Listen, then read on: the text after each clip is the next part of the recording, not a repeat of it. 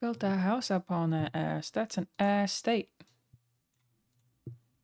Roll my weed on it. That's an ashtray. Say, don't we do this every day? I work them long nights to get the payday. So Julia, bumping that.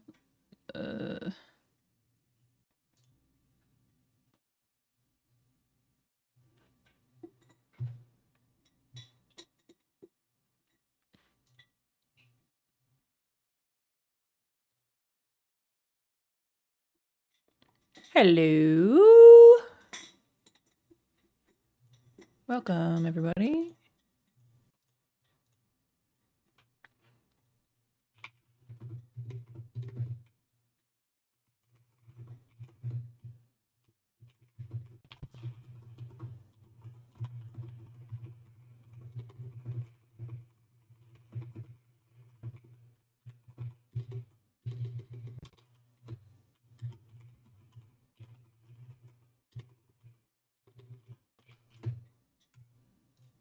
Hi.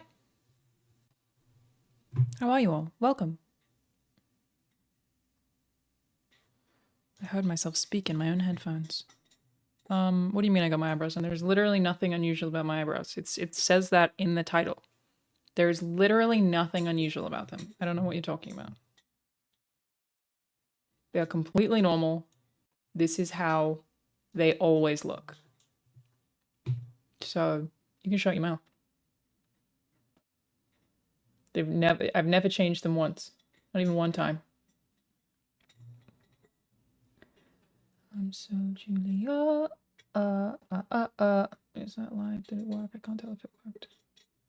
Also, yeah, you can hear Banjo back here. This boy. He is licking the bottom of a peanut butter jar, so I do need to be pretty careful with him because I don't want him to break it. But I think that would be really difficult because it's very thick. Have you seen the Borderlands movie? No. I was invited to the premiere and was supposed to go to the premiere, but I had too much to do, so I did not. Sorry about that. You love the hair, thank you. It's so that I can keep it out of my eyebrows, which are very normal right now, and look completely standard. I feel like I look like an English woman. Should I do the stream as like, all right, everybody. So today, yeah, you can shut up because we already figured out that JD Vance didn't fuck a couch, but I don't know fucking anything else about him. So today, all right, the plan was, yeah, we're going to figure out who Tim Walz and JD Vance are. I know like a tiny bit about Tim Walz. All I know is he's putting fucking tampons in me bathrooms. That's all I really know so far. People are really upset about it for some fucking reason. That's all I know though. When he's like a teacher and a dad or something, which is a big deal. We can all be dads. So that's what we're going to talk about today, yeah? I look like that's how I should speak. You want me to do the whole stream like that? I don't fucking know who Tim Walz is. I just feel like he's just now suddenly he's famous or something. I don't know who the fuck he is. We're going to figure it out. I don't have a bottle. Well, I do actually have a bottle of water on me. It's a Bink, but I do need to fill it up. It's really low. And a little protein shake as well. Proper protein. Thank you for the Cazador.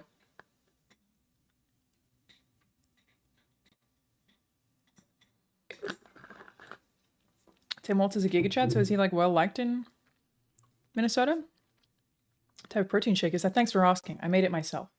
I call it the Hulk. I'm actually gonna put a video up about exactly what it is on my Instagram subscription, which I exclusively use for health and fitness. What do you mean you're here for the eyebrows? They're really fucking normal. I don't know what you're talking about. There's nothing strange about them at all.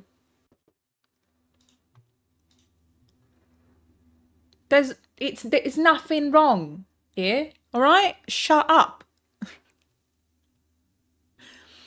Okay. Who should we start with? Do we want to start with JD Vance or do we want to start with Walz? Walz. I don't know who the fuck he is, yeah? I don't know what a Minnesotan accent really sounds like. Is that the like Minnesota? From Minnesota.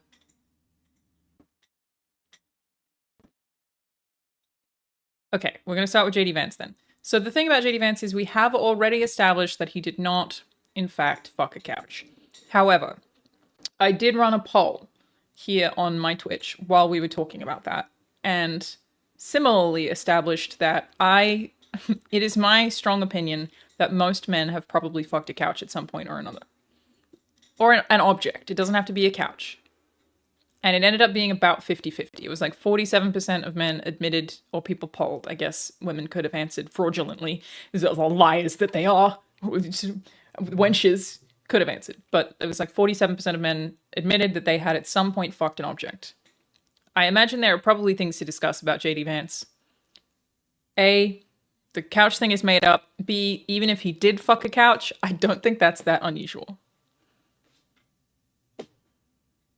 Oh, women objects. Great question.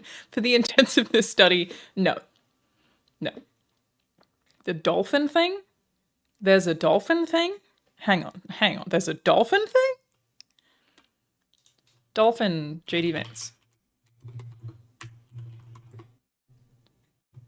And eyeliner? Okay, hang on now. Now we're getting somewhere. All right, baby. Let me pull up the article. Okay, cool. So, Julia, bumping that. Is there anything I need to hide from you at all? No, there is not. Yep.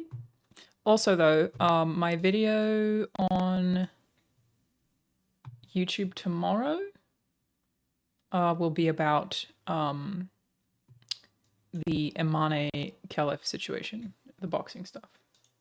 It's very well researched. Took me hours. So, if you want my take on that, that will be available tomorrow. We'll have it tomorrow. But for now, we're talking about dolphins, apparently.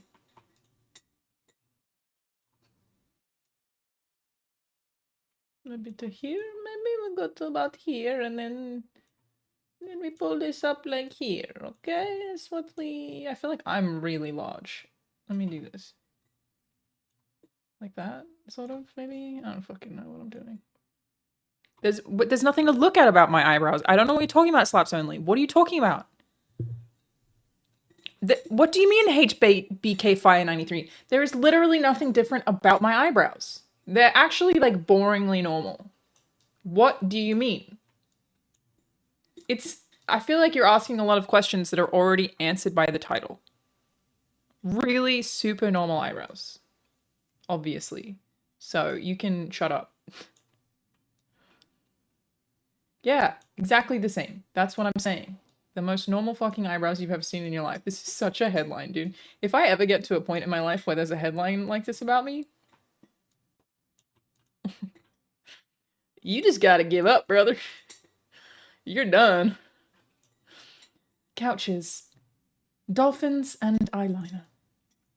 No, nothing has been done to my eyebrows. They're really normal. Shut up. Okay.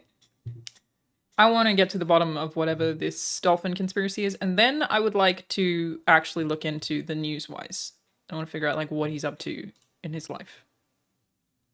Thank you, Mitch Hamilton. Very normal eyebrows. We're done with that. Okay. At this point, American voters know a few things about Republican vice presidential nominee JD Vance. They know he's from Ohio, which he wrote a movie? I don't know very much about Ohio. People make fun of Ohio for being boring. Isn't that right? Is Ohio the one that has the kids, like, they slang on Ohio?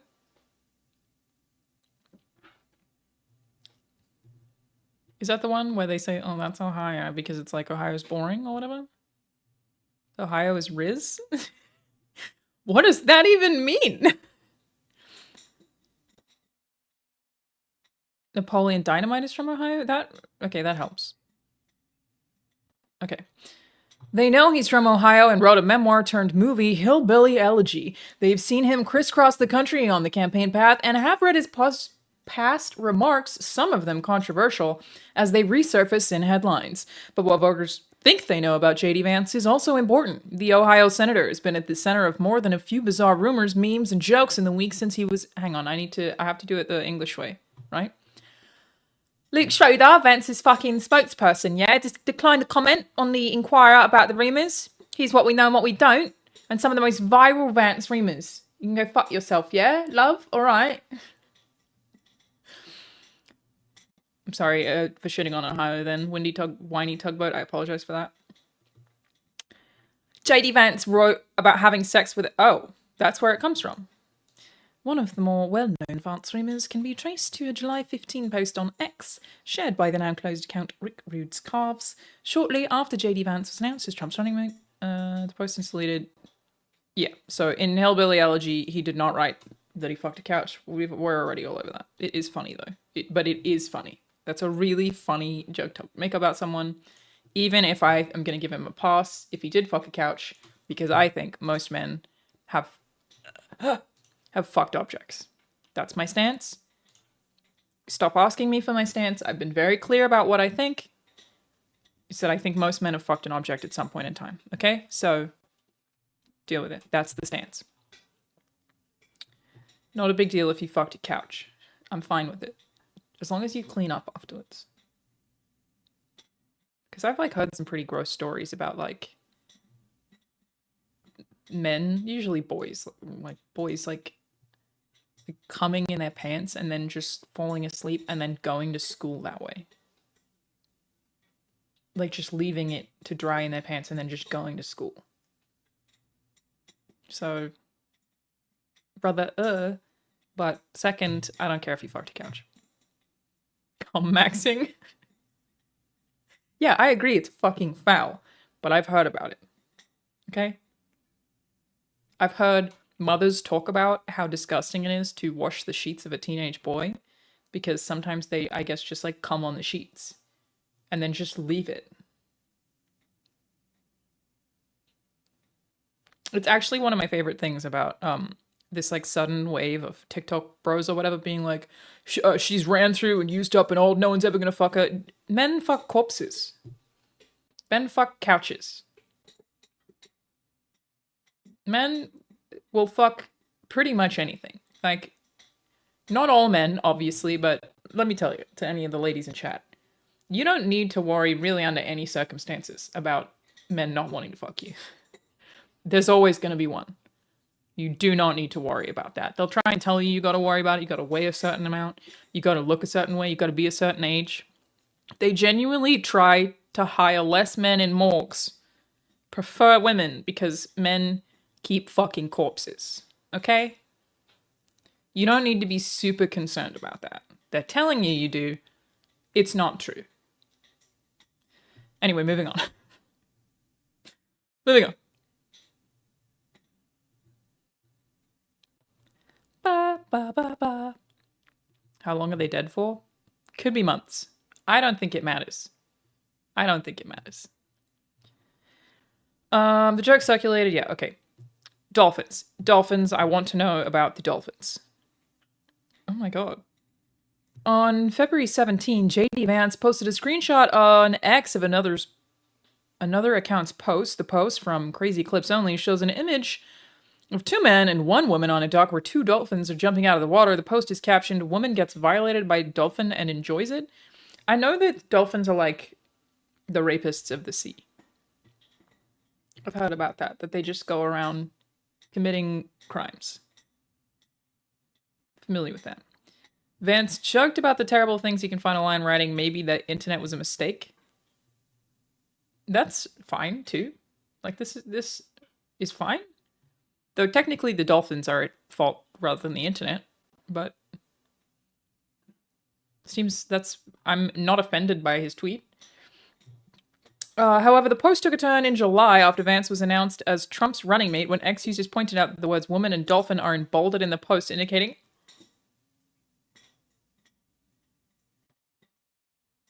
Oh. It means he searched for woman and dolphin because that's a screenshot. Oh. That's really weird. Okay. What the fuck, bro? Indicating those were the words Vance had searched on X. This comment is question why Vance is searching for a post about a woman and a dolphin.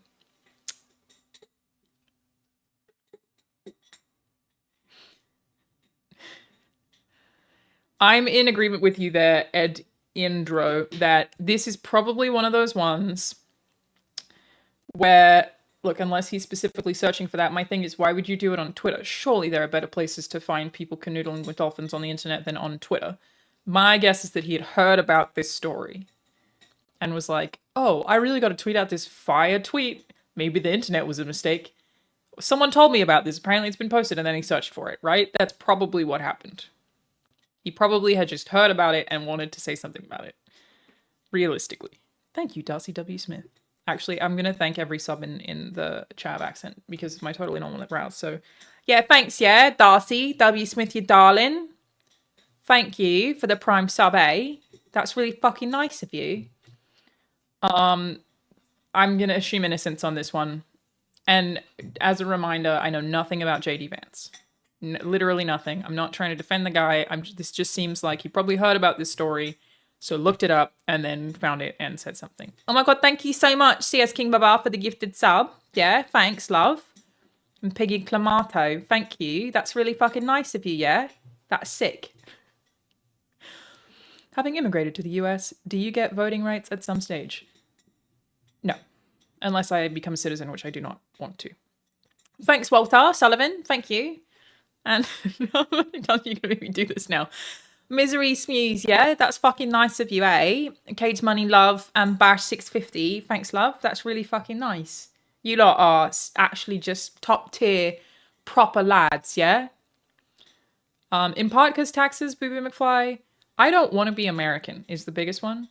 But I also just don't want to live here forever. So, like, I am proud of being Australian. I don't intend to live in the US forever. And if/when I leave, because I will, you have to pay US taxes for life. And I'm not really out here trying to fund tanks. I'd feel differently about it if I could have dentist, but I can't. Only tank. So I don't want to fund tanks for the rest of my life. Do you know what I mean? That is really funny. This is very funny. This is a funny thing that happened. I think he's fine. I think he's innocent there. I don't think he was really... I kind of want to see the picture now, though. No. Is that... that's assault. I shouldn't look at somebody's... Was she enjoy... No. No. I don't even like that I said that. We're not gonna search that clip, as curious as I now am. That's really funny. What was found on JD Vance's Venmo? Oh my god, this is getting really good. Was it a 4 AM tweet? Oh, thank you, username your mom. That's really fucking sick of you, yeah? He did tweet it at 4 AM. Okay, we're gonna do a little click-see on this one. We're just gonna click on this and see, okay? Couch isn't gonna like this one bit! Oh my god. That's my friend David. He made Mental Health Singer, the video game. Oh, thank you, Shadow. 8600, thank you so much for the 2 months, yeah? The bolded words indicate you use terms to find this. What a freak. Trump must be reeling with his mistake. That's a weird thing to say.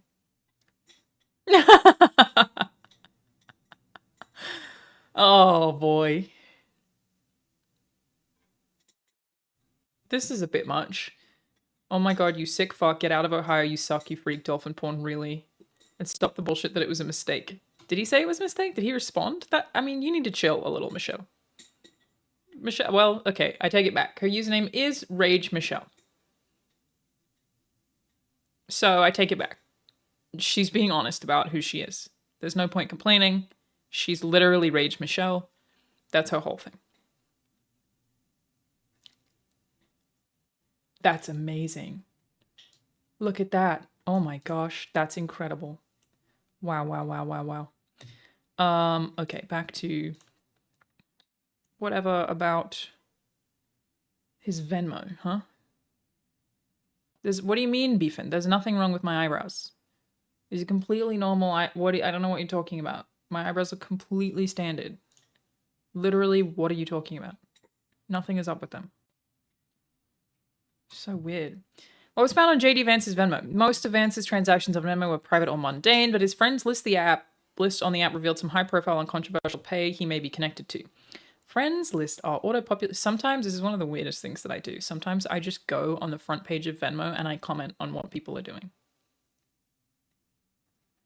I will just go on there, scroll the front page of Venmo, and be like, ooh, cheeky pizza, haha, to complete strangers. Because I think it's funny. Do with that what you will. Oh, where's Benjo? Great question, comment muffin. She here. He's the boy. He's my little boy. So handsome. With his little dog.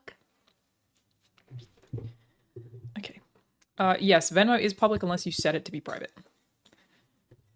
You always try to figure out which Venmo purchases are for sex work. Sometimes I make Rahul write, if he sends me money on Venmo, something really explicit. I will often, if I owe him money, use the eggplant emoji.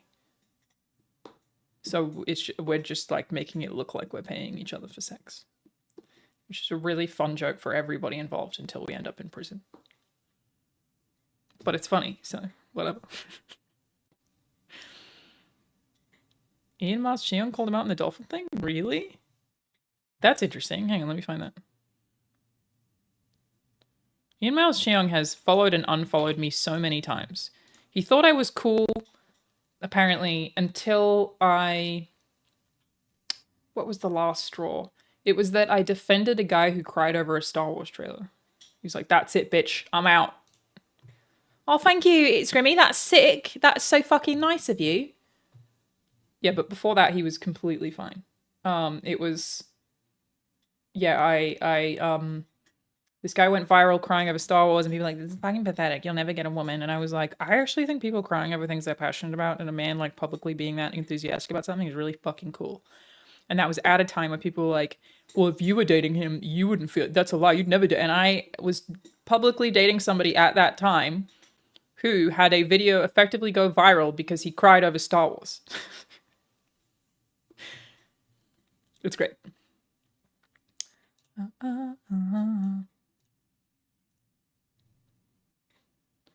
Hello, Lightistor. Welcome. Dated Star Wars theory? No, it was Blaine Gibson. I've still never watched the video, but they pranked him. Rooster Teeth pranked him and made him think that he was seeing Star Wars early. It might have been right after Blaine and I broke up, but let me see if I can find it.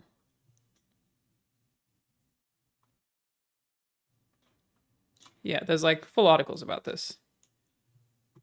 It's epic. Star Wars screening prank puts unsuspecting fan as star of film. And this is the whole Rooster Teeth video where...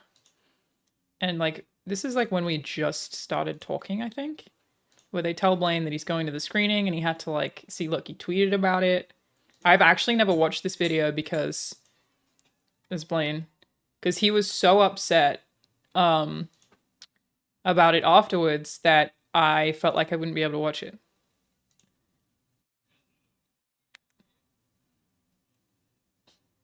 It was harsh. And they like made him record an entry thing and then played it in the cinema and then made him think it was the movie. Yeah, he was really sad. So I've never watched this video before because I just didn't want to see them do that to him. Didn't he pull a prank on someone else that led to this? He pulled a prank on Chris Damaris afterwards, which I spoke to them. Like, obviously I was still dating Blaine when that happened, so... his arms are ridiculous. The man's so muscular, it's insane. He pulled a prank back on Chris that, like, I was, we were dating the whole time he was planning. That's who we were talking about all the time. Which was, like, way more brutal. Like, they basically, like, convinced Chris... It's probably this here. Oh, no, maybe not. They convinced Chris that he was, like, being framed in the middle of a drug bust and hired a fake SWAT team. Like, they convinced him he was going to, like, fucking die. Basically a fake home invasion, but not quite. It was brutal, dude. He was, like, in the middle of the desert. Crazy shit. So, yeah, I've never watched that, and I probably still won't because he was so excited, and it was really sad. So I didn't watch it. Okay. Anyway, back to JD Vance's Venmo. Notable people on Vance's friends list. Amalia Halikias, Government Relation Director for the Heritage Foundation, credited with Project 2025, was on the list. Which we have been over Project 2025 on a stream before, everybody. And my stance on Project 2025 is, I think, probably unpopular. you've seen that image of like Trump fist bumping and there's all the stuff in Project 2025 next to it. Sure, Trump could do any of those things, but he has actually not endorsed Project 2025. I don't think him knowing people who wrote it means that he's trying to do all of those things. I think anybody from any organization can write a document saying a bunch of stuff. It doesn't mean it's going to happen, and Trump has not said it's going to happen. So it's like, are there a lot of things wrong with that document? Yeah, we read like pages and pages and pages of it. But I also feel like the left is being a little disingenuous with suggesting that it is exactly Trump's presidential plan, because he has never suggested that. It's just, even if it's people you know, they can write a document and publish it publicly. It doesn't mean you agree with it. Doesn't mean people aren't going to push it on him either. But it's just, I don't know. There's no evidence that he has said, yes, I'm definitely going to do all of this. Though I don't doubt that he would do some of it, right? Also, like, how would he know anyway? He fucking lies about everything he's gonna do, so who fucking knows? Okay, who else? Vance is also connected with several Trump critics, including Jeff Flake, a former Arizona senator and Republican. Well, don't they all kind of hate him? Isn't that part of the thing? Like, most Republicans hate Trump. Isn't there like a whole state that has an anti, like, Republicans who are like, it's Republicans for Harris or something? Trump absolutely agrees with it. He's just denying it because of massive backlash. Maybe, but like, you have no evidence to say that. Like, it's just made up. Like, putting his face next to Project 2025, which is something that he doesn't agree with, maybe being autistic. He, at no point, like, you're just saying, he agrees. How do you know? If the only thing he said about it is that he doesn't, it's dishonest to put his face next to it. He didn't write it. You know what I mean? You haven't seen the evidence, but it doesn't mean it doesn't exist. You've seen evidence presented. I don't doubt that he agrees with a lot of it, but, and yes, I also know JD Vance wrote the foreword.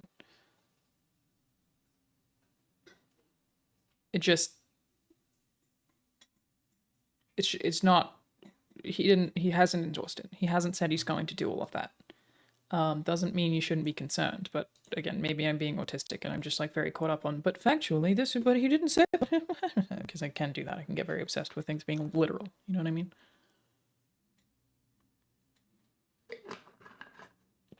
It just feels dishonest to me. I don't know. Okay. Wyatt also reported that people affiliated with conservative groups like the Hoover Institution and American Enterprise Institute, executives with Anthropic and AOL, and journalists like former Fox News host Tucker Carlson were also on Vance's friends list. I don't even friend people on Venmo, like, for most things. Vance's Venmo account appears to now be deleted. He does not appear in the friends list of his wife, sister, or mother, all of whom have accounts, so he just deleted his whole account. Just JD Vance wear eyeliner. This is all really funny. Viewers have noticed one thing about Vance since he stepped into national TV spotlight: his eyes. The senator has blue eyes and dark eyelashes, causing some social media users to claim he wears eyeliner. Oh no, hang on. I don't know how to pause a TikTok video. I just can't pause that? What's wrong with TikTok? Does it look a little like eyeliner? Maybe.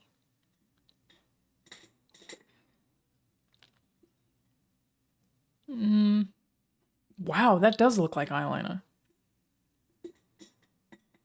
That's crazy. Who cares if he wears eyeliner? I'm in agreement. I don't care if he wears eyeliner.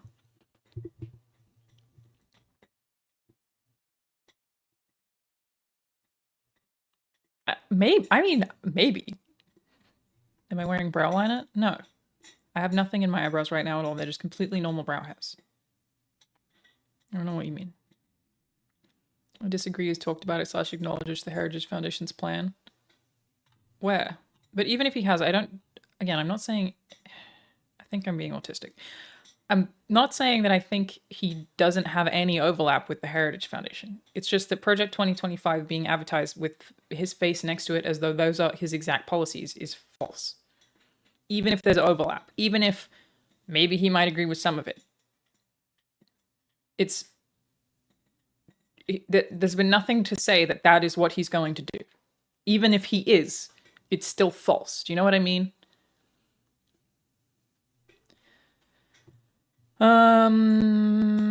Okay. I do have eyeliner on, actually. I do have eyeliner on. Thank you for noticing. Overlap scary enough? Don't disagree with that. You can be scared about a potential overlap. I get real caught up on things, language being used when it's not accurate, for sure. The Heritage Foundation president said that Trump is distancing himself from it publicly, but is still on board with it. Has Trump ever himself said he's on board with all of it? He hasn't. He's kind of said the opposite. Also agree that there's no fucking way Trump has read the whole thing. I think what you're missing is Trump's actual cabinet of people who are behind Project 2025. They make the decisions. It's absolutely accurate. Then put the cabinet on the photos, not Trump. I have heard he can't read.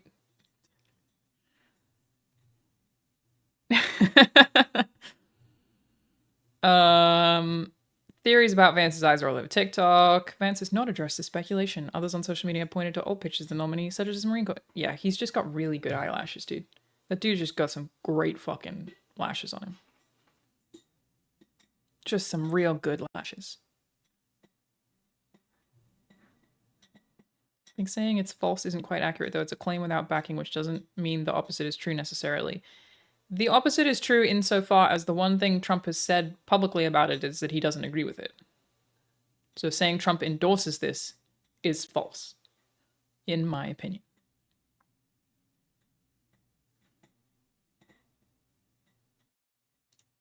You know what I mean?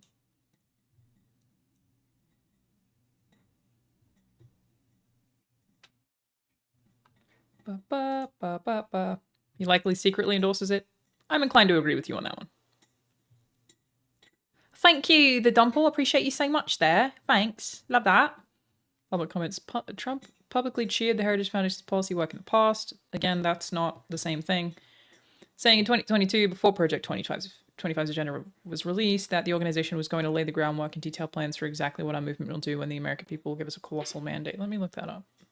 What's the source for that? Because that would imply that he does, but not that he doesn't agree with it, just that he's not involved. Yeah. He only said that publicly because he knows swing state voters and middle ground people are less likely to vote for him if he outright supports it. I think you're giving him too much credit there.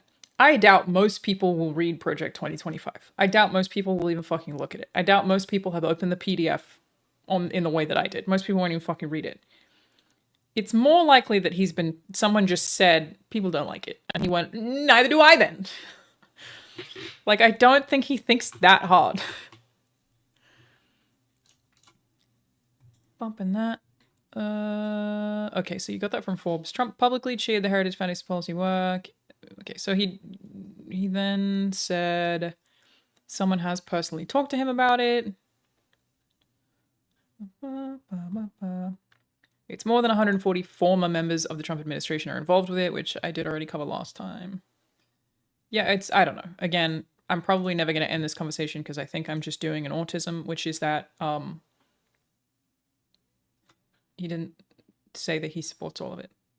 Doesn't mean he doesn't. He just didn't fucking say he did. It's literal. I take things very literally.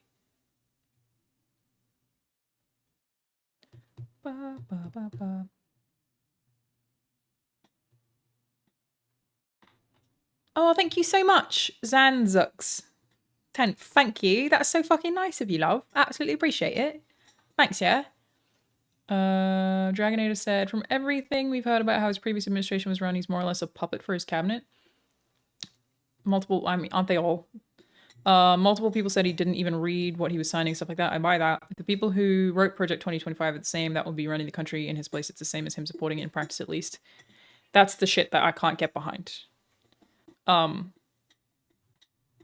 You know what I would be okay with saying? And again, I know that I'm really, really literal about this stuff and it gets me in trouble on the internet all the time. And it's like I face a brick wall where I can't get past it. I'm aware of that, but I still can't get past it.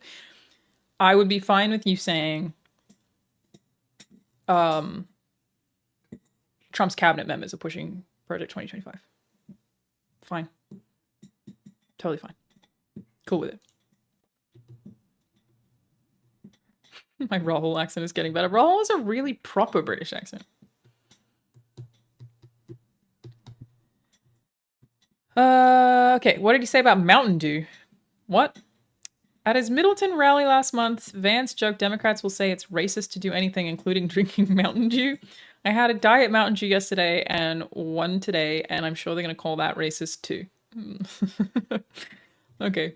This spawned social media posted call-outs about the soda, including a response from Kentucky governor and potential... What the fuck? Why has everybody got shit to say about that? That's just like someone... Isn't that just like a dumb fucking throwaway comment? I have no idea. Okay, I would like to hear about Hillbilly Elegy, please. Tell me more about this. Ohio Senator JD Vance was nominated Monday for the Republican vice president position and by former President Donald Trump, giving Vance and his best-selling book Hillbilly Elegy a renewed boost in sales. This dude wrote all this. It's crazy. It's crazy. The book spawned a movie that is also receiving more interest in the days since Vance's VP nomination. Here's how to watch Hillbilly Elegy. I don't want to watch it. I just want to know what it's about. The film centers on the life of JD Vance. The dude wrote a book and a movie about his own life. Crazy. An urgent phone call pulls a Yale law student back into his Ohio hometown where he reflects on 3 generations of family history and his own future. The movie is R-rated. Why? Is it because of all the dolphins? Is it because of what he did to the couch? Who's in the movie? The cast includes Glenn Close as Vance's grandmother, Momo. Amy Adams is in this movie?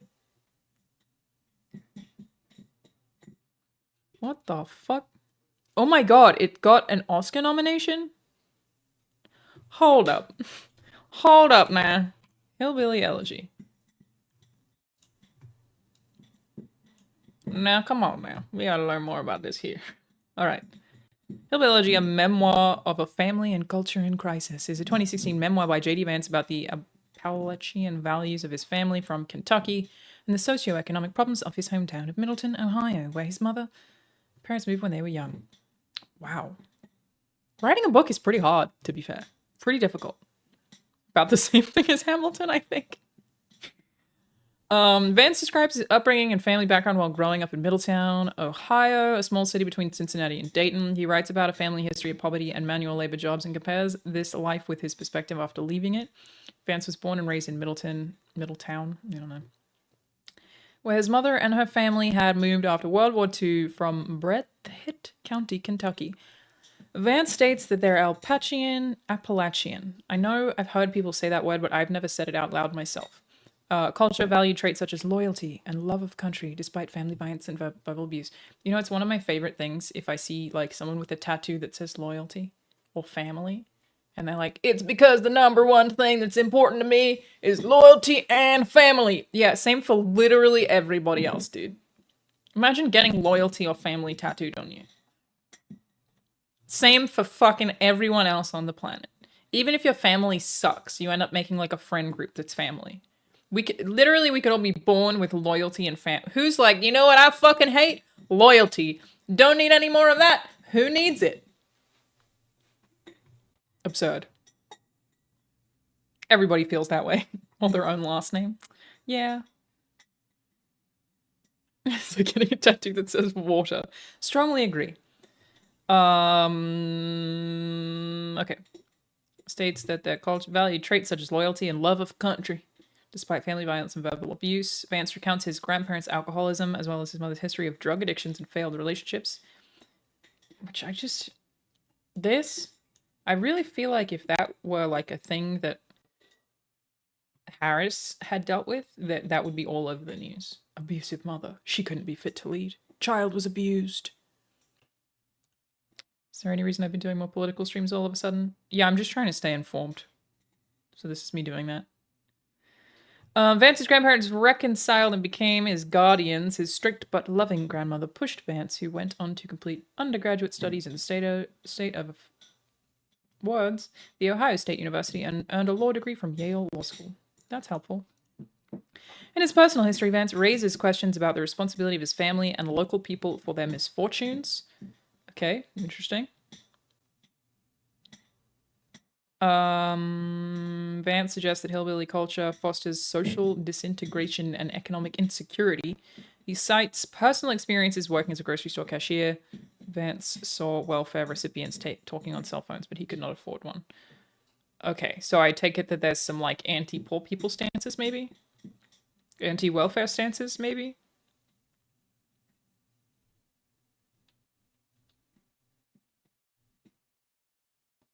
Um, I mean, I don't know that I fundamentally disagree with that, but the rest of it? And why are we not making fun of him for working as a grocery store cashier when AOC gets shit for being a bartender? He's a poor person who really hates poor people. Yeah. Weird take. Weird take. Very Fountainhead of you. Very Ayn Rand of you, sir. Vance's antipathy towards those who seemed to profit from poor behavior while he struggled. I hate those takes. Well, it's hard for me, so why it get be easy for you? Is always very frustrating. He struggled is presented as a rationale for, I still don't know how to say the word, political swing from voting Democratic to strong Republican affiliation. Oh, he used to vote Dem? Or the area as a whole, maybe. Vance tells stories highlighting the lack of work ethic of local people. Shut up. God. There's a thing about work ethic. You've probably seen this before.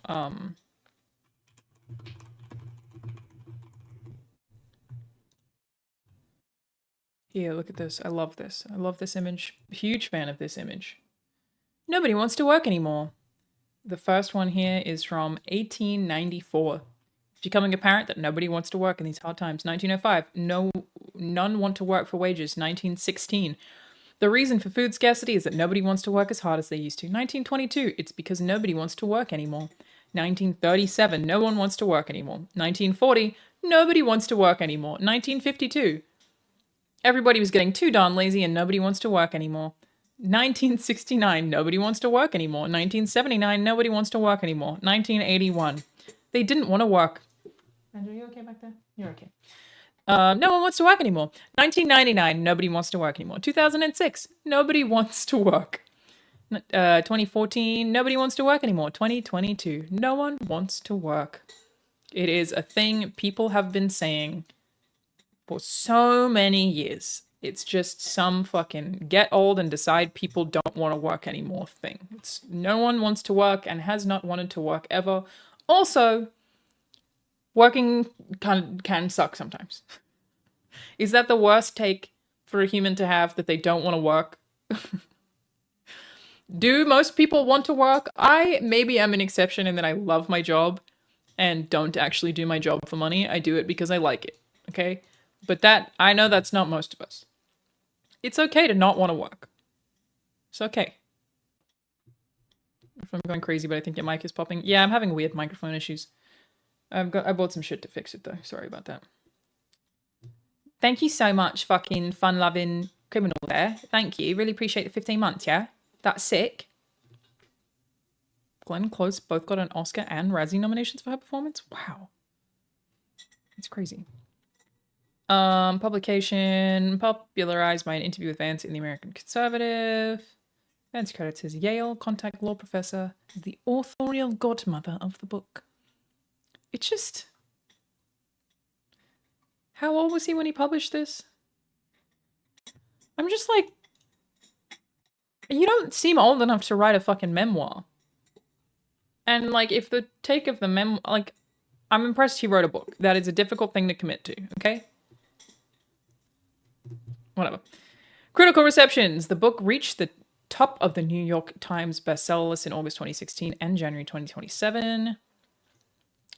Saying that Vance draws conclusions that may be hard for some people to take, but Vance has earned the right to make those judgments. This was his life. He speaks with authority that has been extremely hard won. Wow. The following month, Dreher posted about his theories about why liberals loved the book. Oh, interesting. The book was positively received by conservatives such as National Review columnist Mona Charen. That just makes me think of the Fallout 3 companion. Shout out to Charen. If cavemen could speak back in the day, they would have also said nobody wants to work anymore. 100. 100. Jimmy Dean Vance is banned from Home Goods for life? Is that true? That can't be true. There's no way that's true. By contrast, other journalists criticized Vance for generalizing too much from his personal upbringing in suburban Ohio. He had damaging rhetoric and endorsed policies used to gut the poor. It's just the weirdest thing to me. I feel like America's like really specific about their anti-poor stances in a lot of times, or in a lot of ways as well. Like the bootstraps thing, it's like, It's one of the only countries I've ever even been to where helping other people is seen as a weakness. Like, my taxes going towards helping these poor people get dental work? No, fuck that. We got it, the leeching. What? You know what? I'm completely okay with my taxes going towards getting people healthcare. If we societally have more healthy people, or more people are able to see a doctor and get help when they need it, that's what my taxes go towards. I feel very positively about that. Great. I love taxes going towards helping people. That's excellent. I feel less positively about my taxes going towards tank. Too many tank. We don't need more tank. There are simply too many of tank. It's just weird. I can't even... I think it comes from the American dream thing. Like, Americans, a lot of Americans really do feel like they're just one day away from being a millionaire and it's going to happen to them, so fuck the poor. But you're not. You're not going to be a millionaire. It's not going to happen. The likelihood of it happening for you is so slim. Yeah, totally, Ghost MSL. It's a lot of Americans think that they are temporarily impoverished billionaires. Totally. It's very, very strange. Being poor here is seen as a moral failure. Totally. Instead of the result of someone's situation or material conditions, we must punish the poor by keeping their children hungry. Yeah, true. It's like you don't deserve anything if you're poor because it means you failed. And that is just not the case. It's such a weird... It's just, I cannot comprehend it. And I really do get the impression that if you help people, you are seen as being weak. Well, I did it myself, so why did they need help? You didn't actually. You probably got helped. If you've accomplished really anything in life, somebody's fucking helped you at some point. It's just very, very difficult to comprehend. Hating poor people, I don't fucking get it. Poor people just want work. They're just on welfare. They're lazy. Are they, though? Is that why they're poor? Are you sure about that?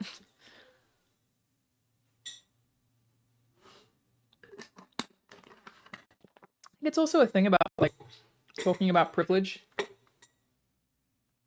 A lot of people get really defensive when you talk about any kind of privilege. Like, you think I didn't work hard? Nobody's saying you didn't work hard. Like, if you got a job, there's no one is saying that you didn't work hard. They're just saying that you weren't ruled out because you were a black woman who has hair that is commonly seen by hiring bodies as being unprofessional. It's not saying you didn't work really, really hard. It's like such a weird thing to watch people get defensive about. I'm not saying you didn't work hard. You just weren't disqualified for a reason that pertains to the way that you look. Totally conflated to a personal attack. It's just so strange. No one's saying you didn't have to work. Just that you weren't disqualified for certain reasons when other people have. Very, very, very strange. Totally discounts the role racism played in the white working class's opposition to President Obama. Oh, he doesn't think that... Well, that's also crazy. The False Prophet of Blue America as a flawed guide to this world. A list of myths about welfare queens repackages a primer on the white working class. Okay, so Vance doesn't like doesn't like poor people is a big thing that's happening here, right? Relied on circular logic and eugenics, ignoring existing scholarship on poverty, and was primarily a work of self-congratulation. I buy that. Most downtrodden whites are not conservative male Protestants from Appalachia.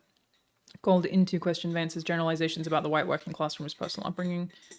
New York Times wrote that Vance's confrontation of a social taboo was admirable, regardless of whether the reader agreed with his conclusions. You can see that. The newspaper wrote that Vance's subject is despair, and his argument was more generous in that it blames fatalism and learned helplessness rather than... Well, okay. Learned helplessness can probably be a thing, right? JD Vance's Hillbilly Elegy became a national bestseller for its raw, emotional portrait of growing up in and eventually out of a poor rural community, riddled by drug addiction and instability.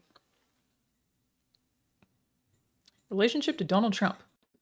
After Vance was... Oh, I'm reading that one. It's this one. Yeah.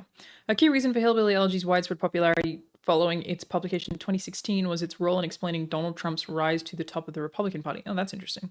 In particular, it purported to explain why white working-class voters became attracted to Trump as a political leader. Vance himself offered commentary on how his book provides perspective on why a vote from the hillbilly demographic would support Trump. The thing is, like,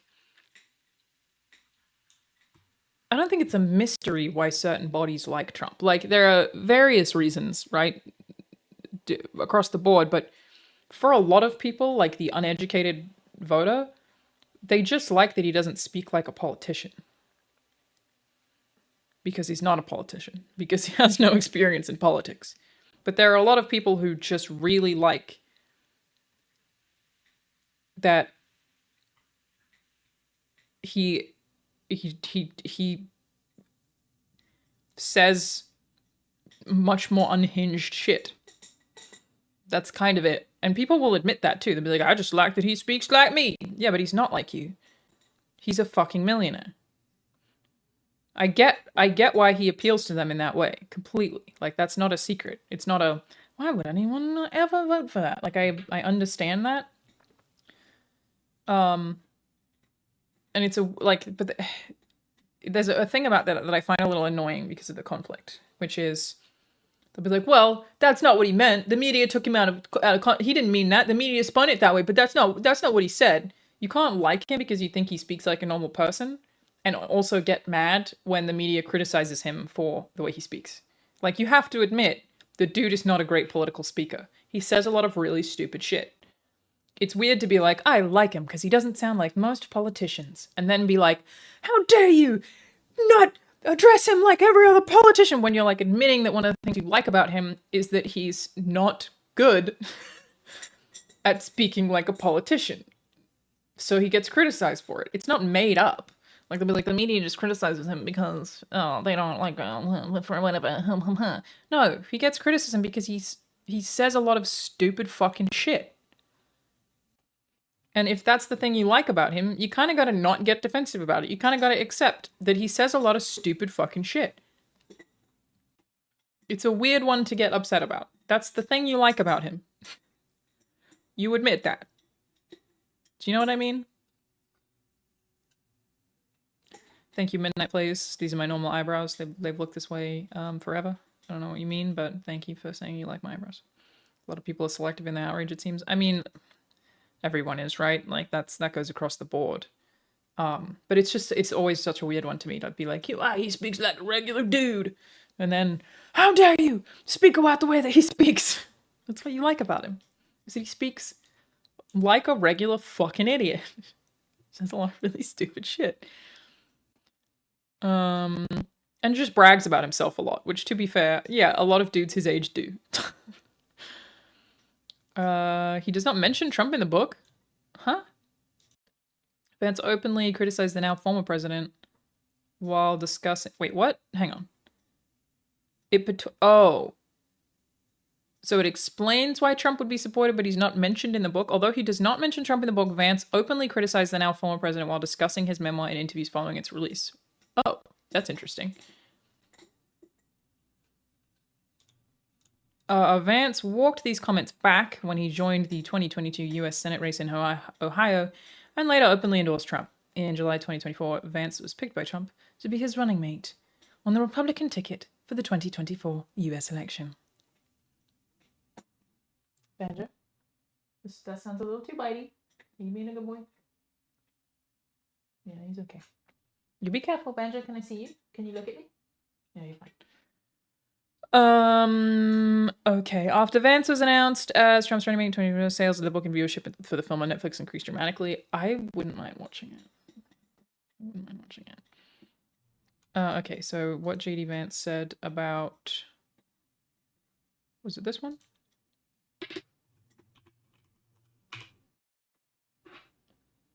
I'd like to hear what he said about Trump.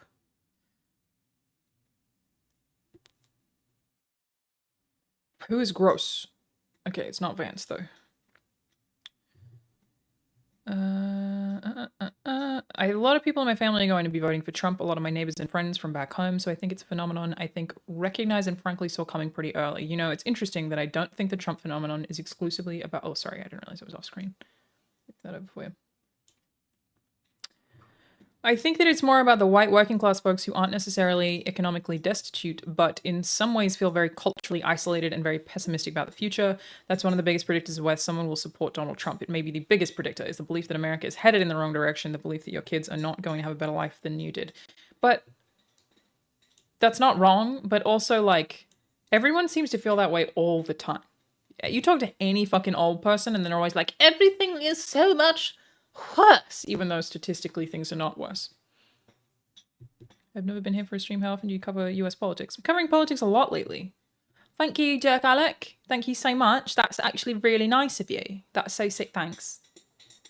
And yeah, when we hit 500 subs, everyone, I'm going to give away another code for Mecha Break, which I've been playing, been enjoying. Very fun video game. It fun. Yeah, crime is way down from where it used to be. Medicine is much more accessible and useful than it used to be. Like, it's a weird one. You know, when people are like, if you could go back in time, what time would you go to? And realistically, we are currently living in the best possible option. If you listen to old people, we're living in Megaton. Yeah, pretty much. Banjo, I'm not liking the noises I'm hearing. Little Pop Banjo. Are you doing anything bad back there? Are you being a good boy? Yeah, you're okay. Continue. Okay. And the cynicism really breeds frustration at political elites, but frankly, that frustration needs to find a better outlet than Donald Trump. Ooh, that is scathing. And that's why I've made some of the analogies that I have, because I don't think that he's going to make the problem better.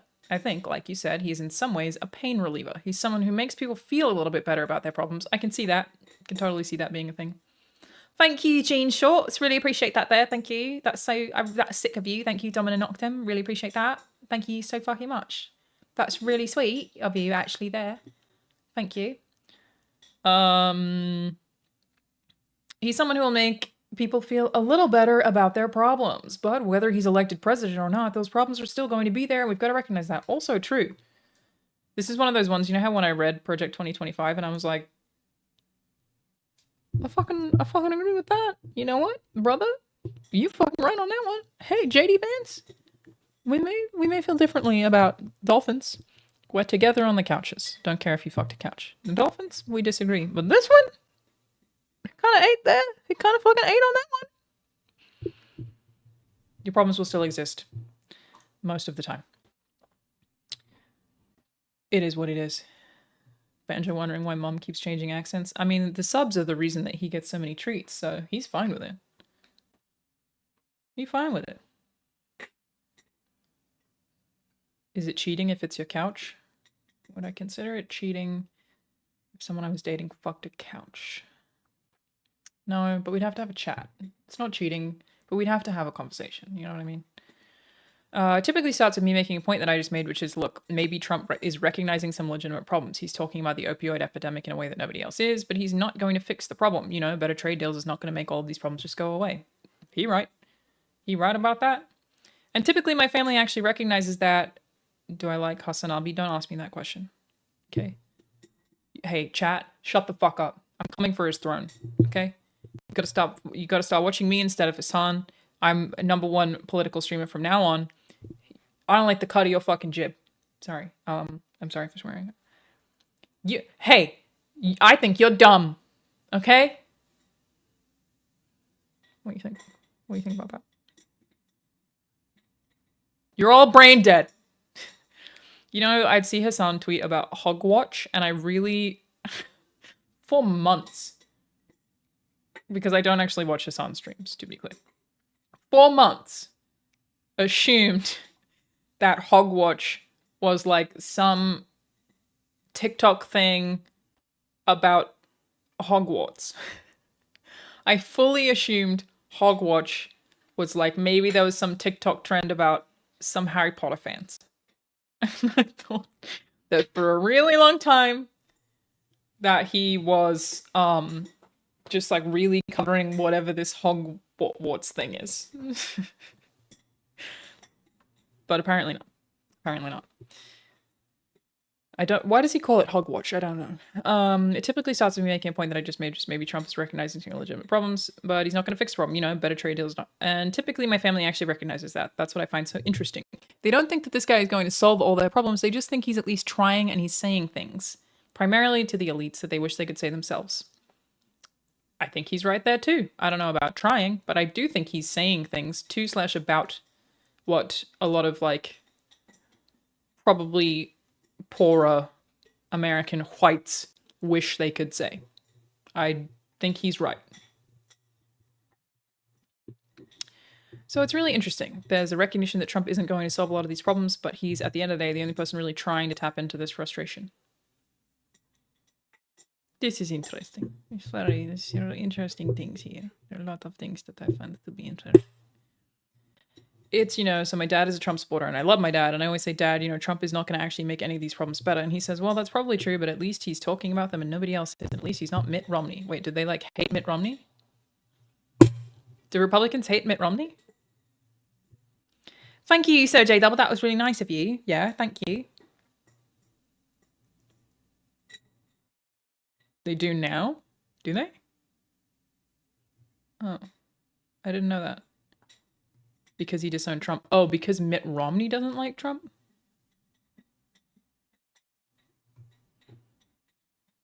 Interesting. Do you know if me and Raul are going to play Mortuary Assistant again? I'm sure we will at some point. I don't know when or anything, though. Thank you so much, Jack Derbyshire. That's sick of you. Yeah, thanks. Really appreciate that. The poor whites generally did because he was country club. Oh, so Mitt Romney, they saw Mitt Romney as also being a part of that same sort of elite class. I could see that.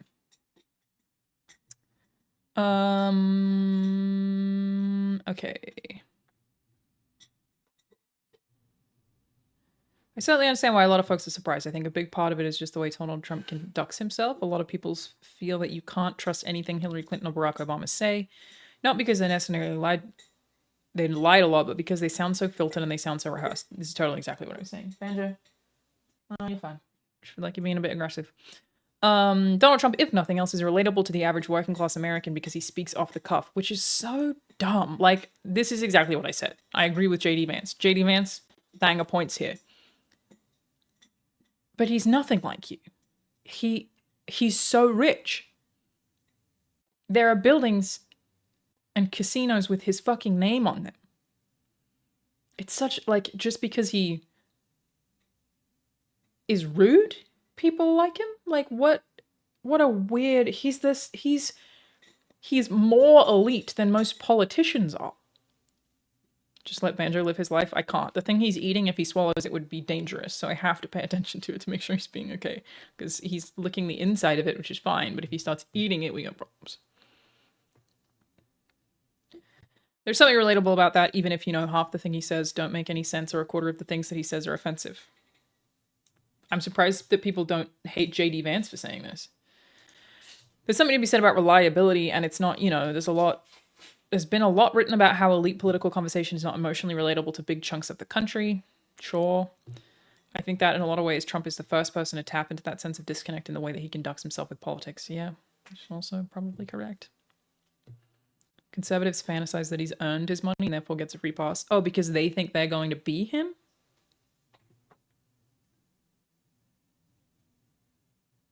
Why didn't Trump just live his life? His life got worse doing this for us. I think the man loves attention.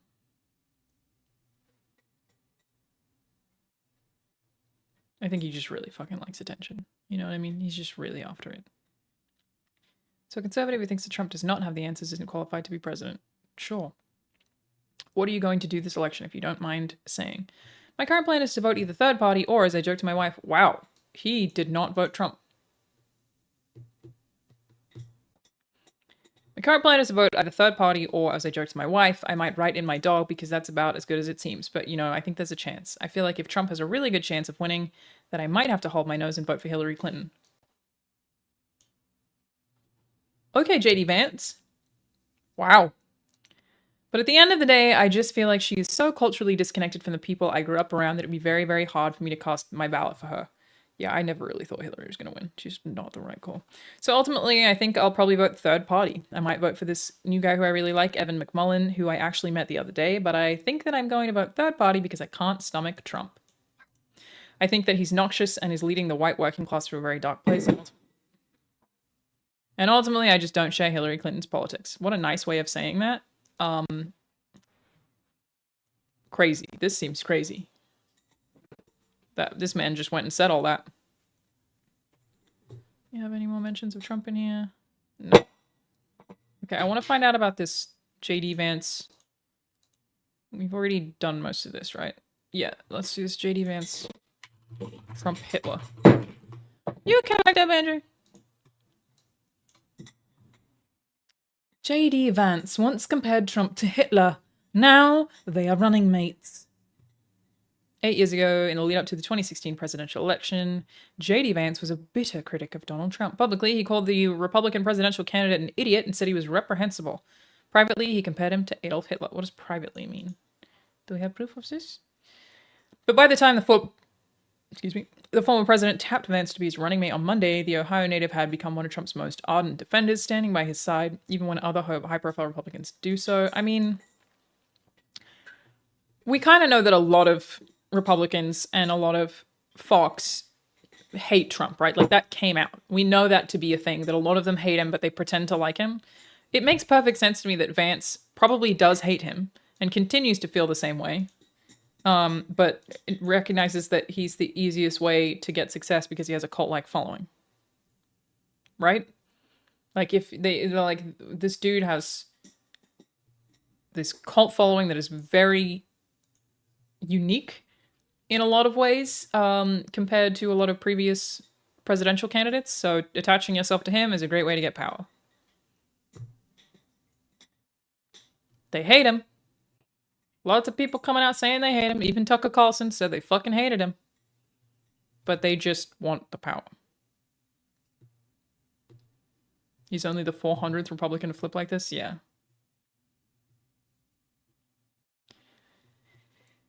It doesn't really mean anything.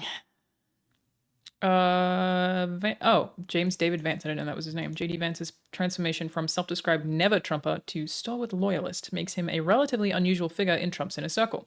Democrats and even some Republicans have questioned whether Vance, who wrote a best-selling memoir, Hillbilly Elegy, and is now U.S. Senator from Ohio, is driven more by opportunism than ideology. Yeah, no shit, Sherlock. Like, he's clearly a Republican if he thinks that the poors are at fault for being poor and that they just need to work harder. Like, it's not that he doesn't have that ideology, but backing Trump in this particular case obviously is opportunism. He's being a good boy. He's so itchy. He's still being a good boy. Proud to confirm, good boy. But Trump, who survived an assassination attempt at Pennsylvania campaign rally on Saturday, and many of his advisors see transformation as genuine. I don't fucking believe you. They point out that Vance's political beliefs, which is a mix of isolationism and economic populism, dovetail with those of Trump, and put both men at odds with the old guard of the Republican Party, where foreign policy hawks and free market evangelists still hold sway. In particular, I want to find the Hitler comment. Here we go. He was harshly critical of Trump both publicly and privately in 2016 and during the opening stages of his 2017 to 2021 term. I go back and forth between thinking Trump is a cynical asshole like Nixon, who wouldn't be that bad and might even prove useful, or that he's America's Hitler. He wrote privately to an associate on Facebook in 2016. When his Hitler comment was first reported in 2022, a spokesperson did not dispute it, but said no longer represented Vance's views. Wow. So I'm guessing that was leaked to somebody, and maybe there aren't any screenshots of it, but they didn't even deny it. So I'm assuming that's true.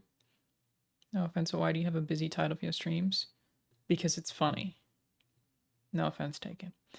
I don't know how to title Twitch streams is the actual answer to that. I don't know how to do it, so I just write something really stupid, stolen from XQC. It's actually like, if you look, if I put the word TW in my browser, XQC's stream comes up so fast that you would think that I was his #1 viewer because I go there to steal his titles. So here we fucking are. In media interviews, Vance has said there was no eureka moment that changed his views on Trump. Rather, he gradually realized that his opposition to the former president was rooted in style rather than substance. Bullshit. Bullshit, my dude. You realized he could get you there, which is fine. You know, that's half of politics. It is what it is. I'm gonna watch this movie. Can we do a watch along? Is that a thing we could do? I don't know, because I can't stream Netflix. We'd have to do like start at this minute, right? Right? I think that's the thing. Childless cat ladies comment? Let's go. Okay. Donald Trump defends Ohio Senator JD Vance after backlash over childless cat ladies comment. Oh, that's why there's so much fucking Kamala merch about childless cat ladies. I was curious about that. I was like, that's really cringe that they're... Look, I'll show you. I was like, this is really cringy and lame that Harris is making all this childless cat ladies merch.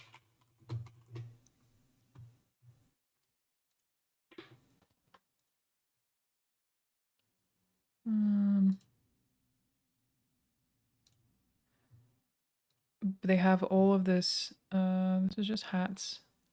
I would like more than just hats. Give me apparel. This is the Harris Waltz merch line. And there's all of these Childless Cat Lady Club shirts.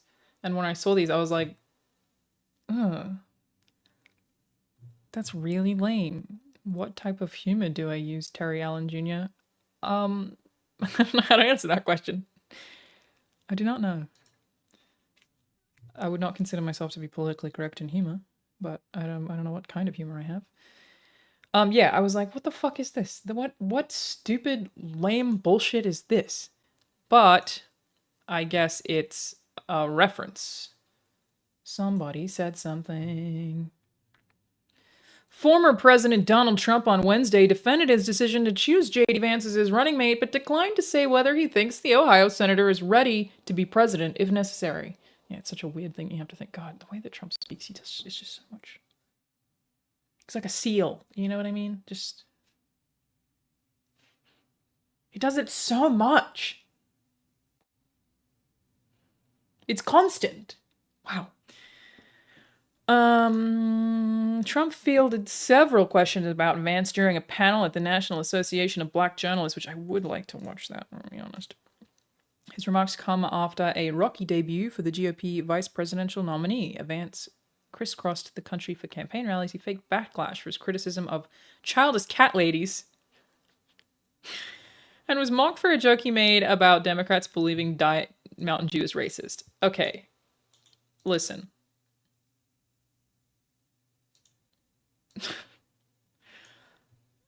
I think that's kind of funny. I think that's a little funny. Oh, everything's racist these days, even Diet Mountain. I think it's a little bit of a funny thing to say, okay? And I'm not supposed to say that. It's a little funny. JD Vance has no riz, so it fell flat. I mean, I haven't seen how he said it, to be fair. Thank you, Job7689. JD Vance has said people without children should pay more in taxes. Are you high out of your fucking mind? I'll get to more of JD Vance's stances. That's the plan. Hello, Banjo. Are you being a good dog? Are you being a good boy? You want me to scratch your little butt? I scratch your little butt, got your little nose. Hello, Muffin. He definitely just drank out of the toilet bowl. His mouth is wet. Fox News host Harris Faulkner asked Trump whether Vance would be ready to take over. Historically, the choice of vice president makes no difference. You're voting for the president. That's wrong. You can have a vice president who's been outstanding in every way, and I think JD is. I think that all of them would have been, but you're not voting that way. You're voting for the president. You're voting for me. Wrong. This is literally just an example of Trump saying, I'm the best, okay? They're gonna vote for me. They don't give a fuck about JD Vance. He doesn't make a difference. The people who are voting for me, okay? I heard I'm the best person to vote for. That's what people are saying. That whoever else is there doesn't matter because they care so much about me. Okay, so anybody else is irrelevant. But he's wrong. It does matter. That's my stance. Hello, Andy Cortez. We're talking about politicking. Welcome. Many of Vance's past comments, which also dogged his Senate campaign, have resurfaced since the vice presidential nomination at the Republican National Convention in Milwaukee. I want to find out about single cat ladies. Cat?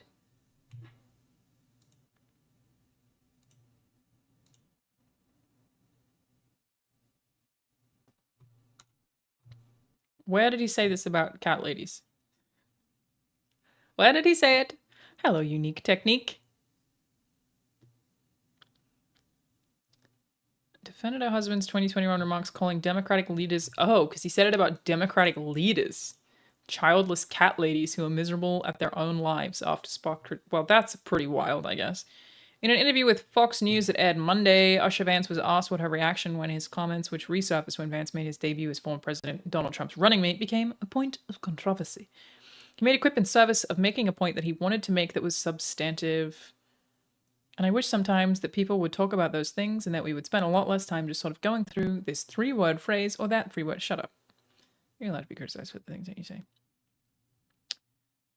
Vance made his childless cat ladies remarks in an interview with former Fox News host Tucker Carlson. He claimed at the time that if you look at Kamala Harris, Pete Buttigieg, AOC, the entire future of Democrats is controlled by people without children. Weird thing to care about. Vice President Kamala Harris doesn't have any biological children, but she is a stepmother to her husband, second gentleman Doug Emhoff's 2 children, who call her Mamala. That's really cute. Looking forward to when Andy and Alanah join Ray Navarro's Jr. for a Gears playthrough. I told them I'm down. I said I'm down, bitch. I'll play Gears with them. Any day of the week. One of my favorites. Did we already discuss Harris Walz using a drill tweet? No. What? What? Yeah, I don't know. I feel like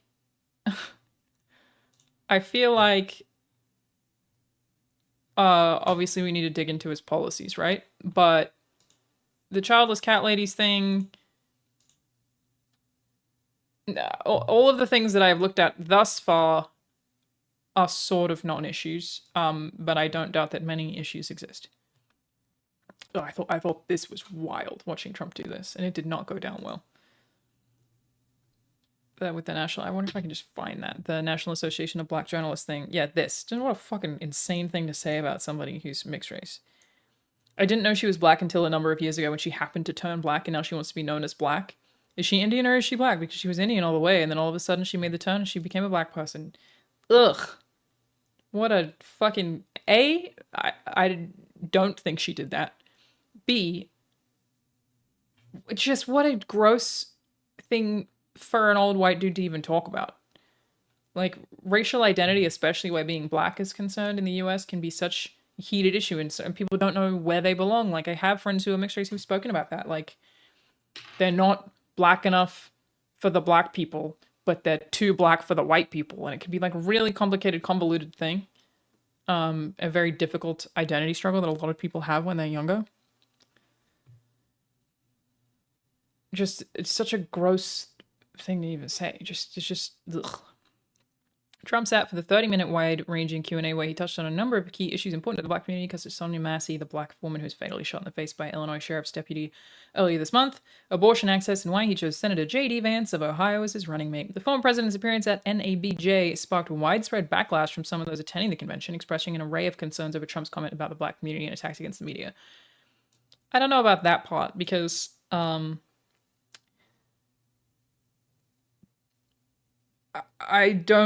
I mean, I guess why would what I have to say stand? And I've never even really been familiar with the NABJ, but it feels valuable to me to have people who would directly oppose him in a lot of ways ask him questions. The kind of questions that he normally won't even submit to because he's just doing shit for Fox, right? It seems helpful. It's clear that you're ever loving and falling from the start.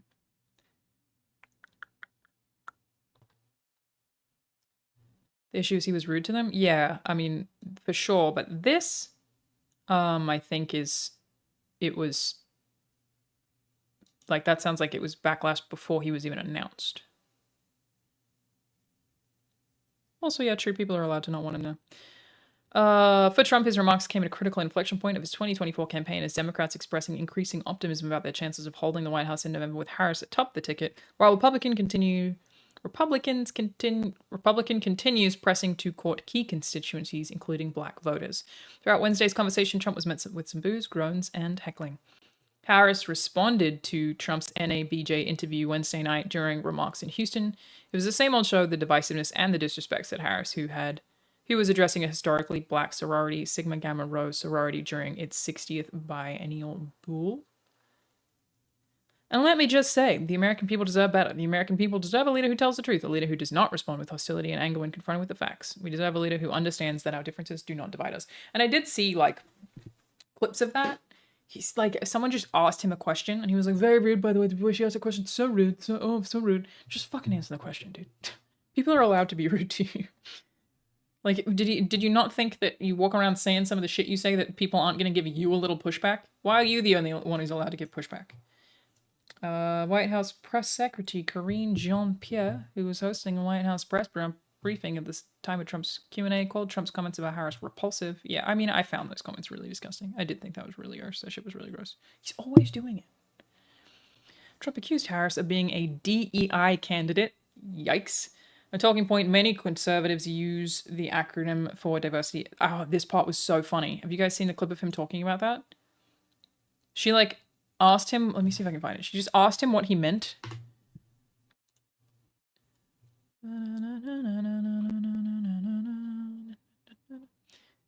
Wait, he said women who don't have children have no stake in American society? Really?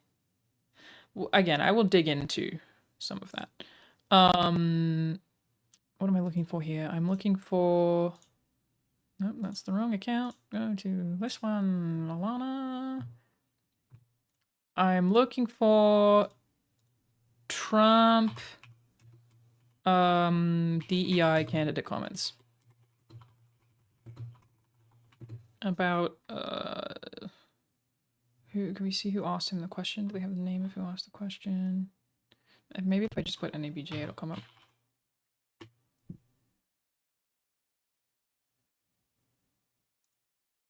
See if it's this one. Wait, is this live?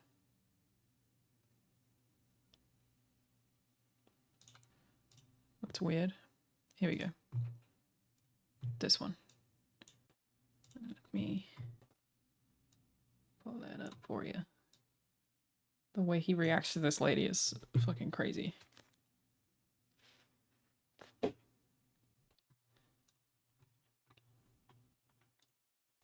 And you should have audio. There you go. So appreciate you giving us an hour of your time. I want to start by addressing the elephant in the room, sir. A lot of people did not think it was appropriate for you to be here today. You have pushed false claims about some of your rivals, from Nikki Haley to former President Barack Obama, saying that they were not born in the United States, which is not true. You have told 4 congresswomen of color who were American citizens to go back to where they came from. You have used words like animal and rabbit to describe black district attorneys. You've attacked black journalists, calling them a loser, saying the questions that they ask are, quote, stupid and racist. You've had dinner with a white supremacist at your Mar-a-Lago resort. So my question, sir, now that you are asking black supporters to vote for you. Thank you for the raid. What a show. What did they do to the Hoover Dam? I knew they were fucking up to something. I knew they were up to something over there on What a Show. They literally destroyed it. That's fucked up. Also, hey everyone, welcome.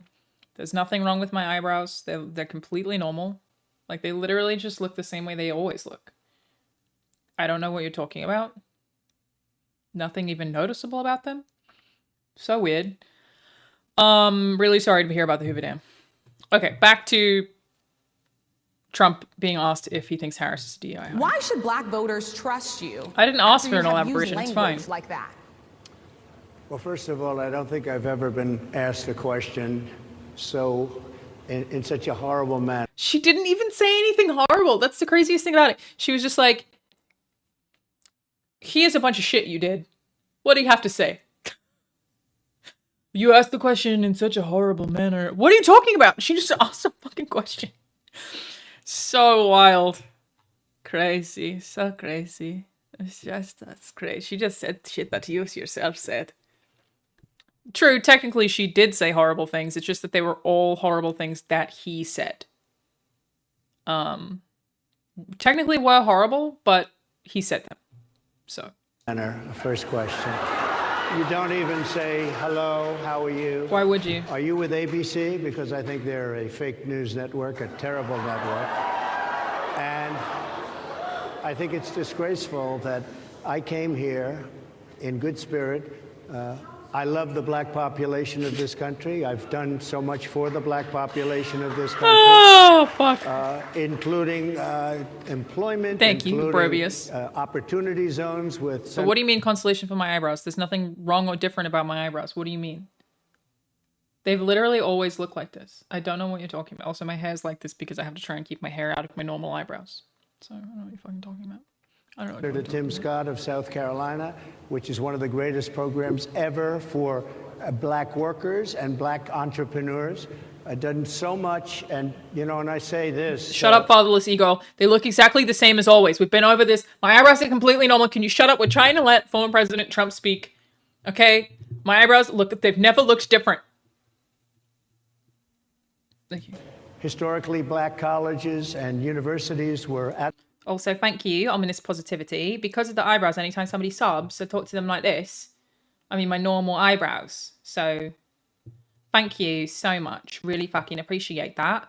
That was sick of you, yeah? Thanks, love. Of money, they were stone cold broke, and I saved them, and I gave them long-term financing, and nobody else was doing it.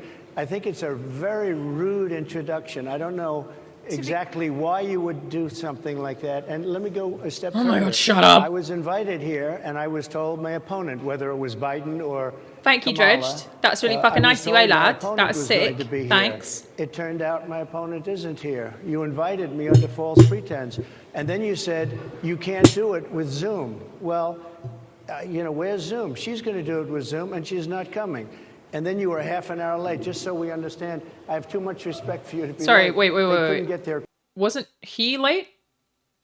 Isn't that what happened there? No, we covered that last time. So he said they were late and blamed the audio equipment, but actually it was that he was thinking about not going on stage.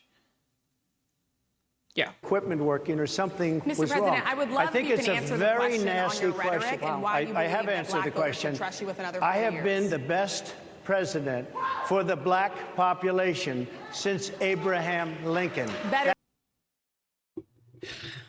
What? It's such a wild thing to say. Oh my, oh yeah, sorry, it was fact checking. Yeah. He said he wasn't going to go on stage because he didn't want to have fact checking. We did fact check this on the last stream. I did look up to that. Your question was best. I've been the best president for black people since Abraham Lincoln. Not the actual black guy who's president. Better than President Johnson, who signed the Voting Rights Act. For you to start off a question and answer period, especially when you're 35 minutes late because you couldn't get your equipment to work. Also, even if that were true, which we've established it isn't, that's not the host's fault. She's not the one who's setting the equipment up. She didn't do that. In such a hostile manner, I think it's a disgrace. Let me just ask a follow-up, sir, and then we'll move on to other questions here. Some of your own supporters, including Republicans on Capitol Hill, have labeled Vice President Kamala Harris, who is the first black and Asian American woman to serve as vice president and be on a major party ticket, as a DEI hire. Is that acceptable language to you? And will you tell those Republicans and those supporters to stop it? How do you define DEI? This is my favorite part, that he's so defensive about DEI. Just listen to this logic. It's so fucking weird. She asked a simple question. I don't know why she even responds. He responds this way. It's so strange. How do you define diversity, equity, inclusion? Okay, yeah, go ahead. Is that what your definition? That is give me a literally definition the words then. Would you give me a definition? DEI. Why does he respond that way? It's so weird. Hey, they said Kamala Harris is a DEI hire. Would you denounce that? What does it mean? Diversity, equity, and inclusion. Go ahead. Give me a definition. What does it mean? No, that's literally what it means. No, go ahead. It's so weird. Is it maybe the same as like people who don't know what woke means? He pulled the spelling bee. Can you use it in a sentence? It's just such a strange like even if Trump was on either side of the political spectrum, even if I didn't think he was garbage, I wouldn't feel that way. I would feel that way. I think that is a really fucking weird response. D&I just means diversity, equity, and inclusion. What is the beef? Give me a definition. Sir, She I'm did. asking you a question, a you very have to direct define question. it. Define it for me, if you I would. just defined it, sir. Do you believe that Vice President Kamala Harris is only on the ticket because she is a black woman? Well, I can say, no, I think it's maybe a little bit different. So I've known her a long time indirectly, not directly very much. And she was always of Indian heritage, and she was only promoting Indian heritage. I didn't know she was black until a number of years ago when she happened to turn black, and now she wants to be known as black. So I don't know, is she Indian or is she black? She has always But you know identified what? as a black woman. I She went to a respect either historically black one. college. I respect either one, but she obviously doesn't, because she was Indian all the way, and then all of a sudden she made a turn, and she became It doesn't a even black answer the person. Just to be question. clear, sir, do And you I believe think, that I think she is somebody should look into that too when you ask continue in a very hostile, nasty tone. It's a direct question, sir. Do you believe that Vice President Kamala Harris is a DEI hire, as some I really Republicans don't have know. said? I mean, I really don't know. Could be. There are some, and there are plenty. I know this lady right over there, Harris, is a fantastic person who just interviewed me at length. And we had a great interview, I think, and I heard you got very good ratings on that Well, interview. you told me it was the longest one of your life, so we had a good discussion. Look, I want to talk about why you're here today. I mean, it is not lost on us how He doesn't answer the question at all. He just goes, could be. What's D&I anyway? She's not black. It's very annoying to listen to. Very, very, very annoying to listen to. And it's not even a complicated question. Do you think that she's a DEI hire? Which is obviously fucking stupid. Since Harris joined the election, Trump is so clearly negative and toxic and can't seem to stop. I do get the impression that he was sure he was going to win. Which, to be fair, I was also pretty confident he was going to win. And now I don't feel that way. Like, I think he's panicked. The shift is that he's really uncertain now. It's funny he thinks he can get away with pretending to support black citizens, yet continue to disrespect these black women interviewing him. I don't know. Yeah, I mean, there have to be some black people who like Trump, right? Like, it's not like it's completely unheard of. There's got to be some of them.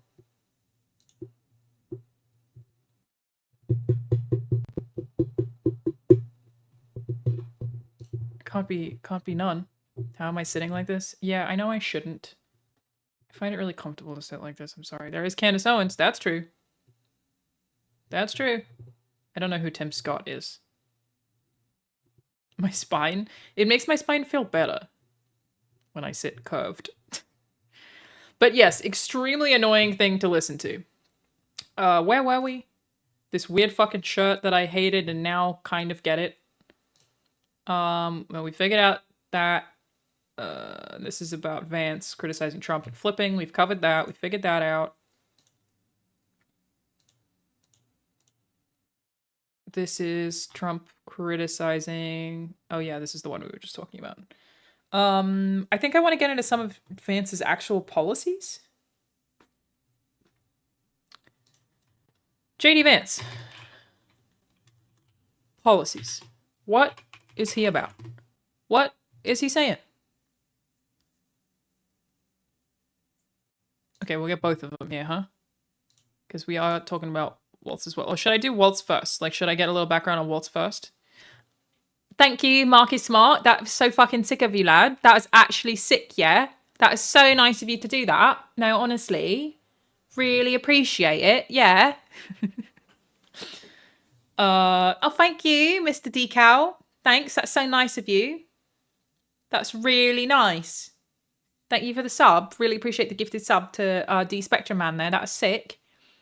Alanah Politics arc, let's go. We're in it. Some are saying #1 female political streamer. Again, I'm really sorry, Denim, so I'm not trying to do that. Which, by the way, I think I saw she followed me on Twitter. Let me go follow her back on Twitter. Maybe should I collab with Denims? Should we collab, bro? Should I be like, hey, I'm not taking it from you, largest female political streamer. I'm not taking it, I'm not trying to come in your lane, but what if we collabed, bro? Awful American accent. We get so many haters, would we? I mean, you guys have been... I think I have a very nice community, to be clear. I don't feel like I've had much toxic stuff talking about politics thus far.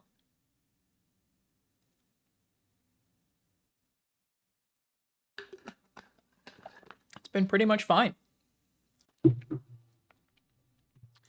Okay. We're gonna cover this soon. That's gonna be soonsies.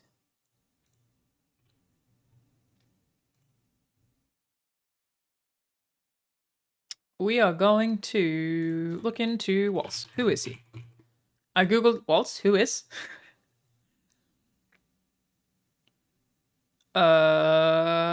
Look, I'm gonna commit a crime and go with Wikipedia. Because I do feel like it's I need to fucking move the way this screen is set up right now because it's driving me insane. Why is it so low on my screen? Move a little higher, a little bit higher. There we go. I'm gonna go with Wikipedia because, like, obviously we'll check the sources, but I feel like Wikipedia does do a really good job of giving you a nice little roundup. You know what I mean? That seems good to me. Timothy James Walz, born April 6, 1964, is an American politician, former school teacher, and retired U.S. Army non-commissioned officer. What does that mean? I don't know what that means. Non-commissioned officer? It means he didn't serve? Oh, okay. Let me look that up, Brevius. Thank you. Philly Rally. Let me look that up. We'll find him being introduced by Kamala. Kamala Harris introducing her vice president. Let's do that, shall we? Better than Wikipedia.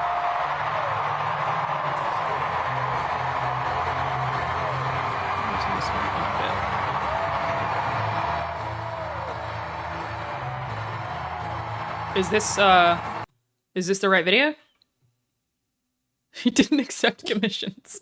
Commissions are closed. Is this the right video? Yeah? Okay.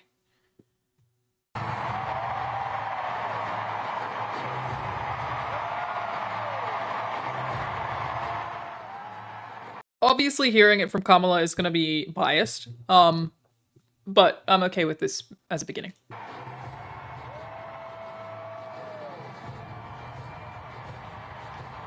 I hate this. It makes me so uncomfortable. Why do Americans treat these people like celebrities?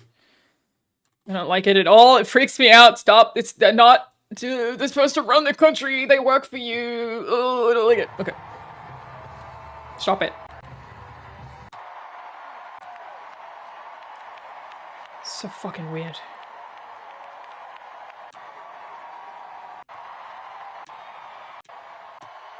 It makes me deeply uncomfortable to watch this. Like, exactly, makes my skin crawl. Something about it makes me go, ugh. Because your politicians, they work for you. You are electing them. They are your employees. Not to say that you can't cheer on your employees when they do good work, but treating them like it's like worship culture? I don't know, dude. I just find it so fucking strange. I don't know. Non-NCO, non-commissioned officer. He enlisted and got leadership by serving rather than a leadership role from attending West Point or an equivalent military university. You said a lot of words and I appreciate it, but I still don't know what any of those things mean. Thank you. I'm messing though. Really appreciate that. That was sick there. Thank you so much. Really, really appreciate that.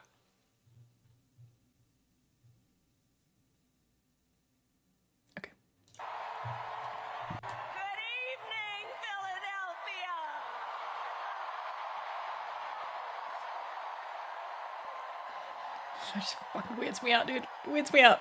I don't like it. I don't like it.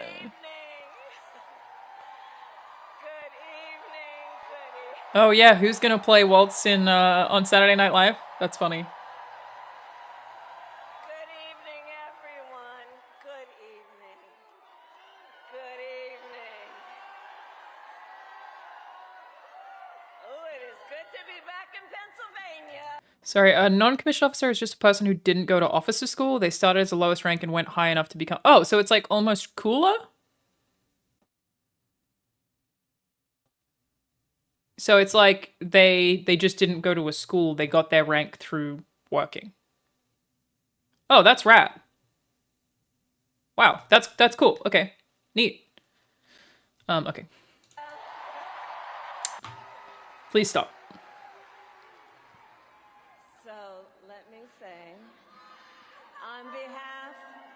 of myself. And Is the volume okay? Gentlemen of the United States, my husband, Doug Emhoff. Volume? Too low? Okay. I'll turn Thank it you up. for the warm welcome. There you go. Let me know if I need to change it.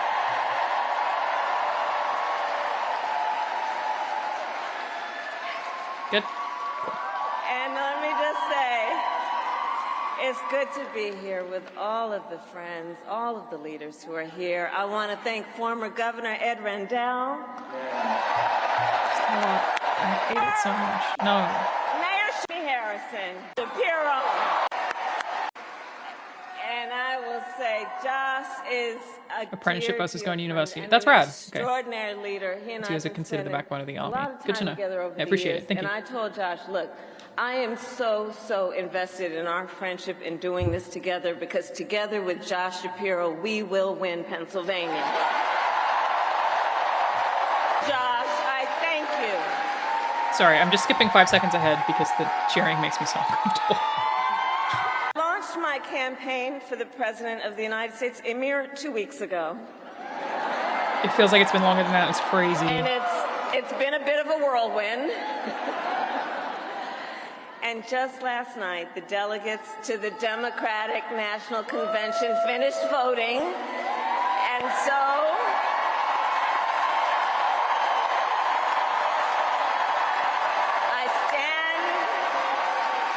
I stand before you today to proudly announce I am now officially the Democratic nominee. I didn't even know that was a thing. So like you can let me type the way this screen looks. Actually no, I'm gonna leave it. I'm leaving it. You can say you're going to run, but then the Dems have to vote you in. I mean, it makes sense, but I didn't realize that she could like say that before being officially voted in. I didn't even know that. You heard that Trump did a stream with Aiden Ross. Yeah, so I was gonna react to that too. You guys might know Twitch rules better than me.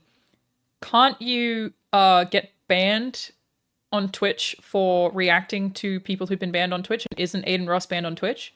Like, I can't show Sneeko on Twitch, right? Oh, it's allowed now? Because I was gonna do a Sneeko deep dive forever ago. The rule got taken away. Oh, okay, you can. Okay, good to know. Then maybe I'll catch up on that at some point too. The United States.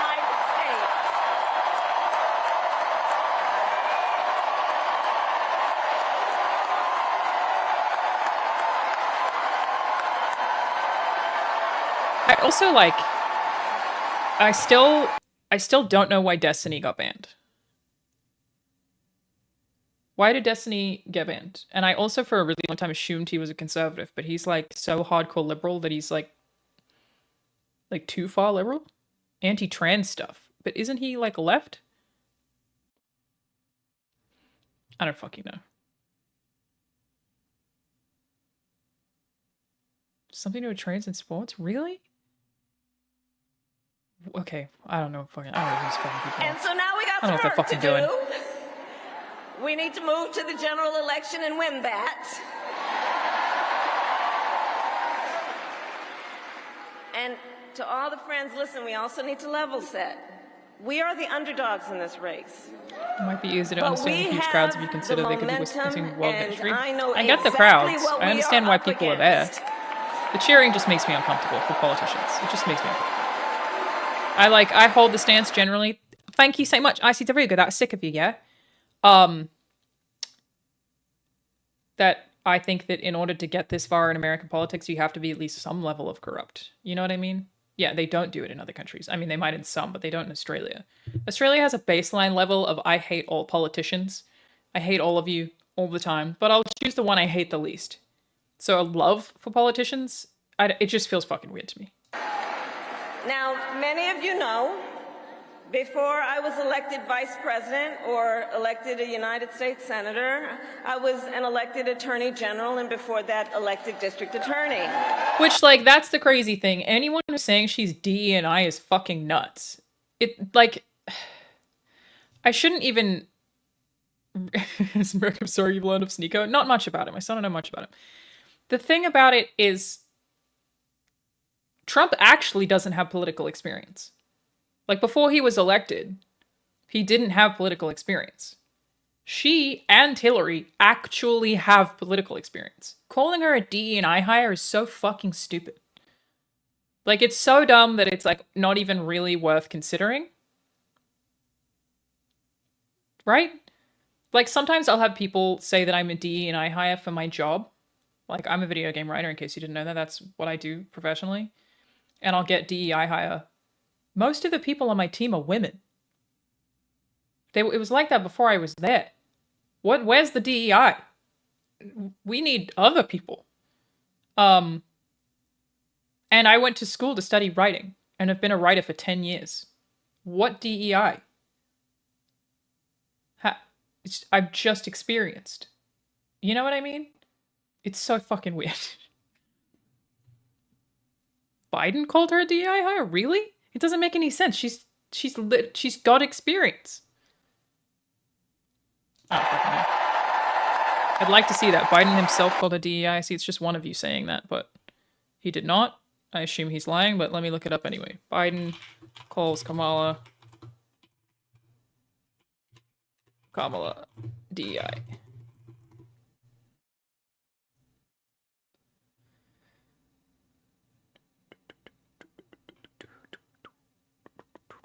Can't find any evidence of that. Can't find any evidence of that. Google does not say that that happened anywhere. If you would like to give me a source for that, please let me know. Can't say that. And before that, I was a courtroom prosecutor. She's so experienced. What do you mean? Her whole life is So in this. those roles, I took on perpetrators of all kinds. He didn't say she was DI. He said he would make sure his VP was a woman, which conservatives spun. Okay. But yeah, that is not at all the same as calling her a DEI hire. She's clearly extremely experienced. I hope they debate, dude. If they debate, you guys, I promise, if there is a debate between Kamala and Trump, I'm gonna wear a little pantsuit. I'm gonna put, I don't even own a female like pantsuit. I'm gonna wear one, and I'm gonna sit here, and I'm gonna do my best politicking, and we're gonna watch it live. I think it'll be really fun. Okay. September 10th is the debate. Is it confirmed though? Who abused women. They did agree? Trump, did that happen today too? September 10th. Let me make sure I'm available. September 10th. Put it in the fucking calendar. Let's do it, bitch. Yeah, I'm good. We're doing it. I'm gonna buy a pantsuit. I'll let you guys pick it on stream, actually. I'll let you pick it. You can help me pick the pantsuit out. Fraudsters who scammed consumers. Cheaters who broke the rules for their own gain. Sorry, I'm skipping because I'm just waiting for his intro. Donald. But is not just a fight against Donald Trump. Our campaign fight for the opposition. Oh my god, when does she introduce him? How long does it take? In the extraordinary promise of America. Right now? It happens now? Thank you, Bravius. That's sick of you. Thank you so much. Thanks, mate. A promise of freedom, opportunity, and justice, not just for some, but for all.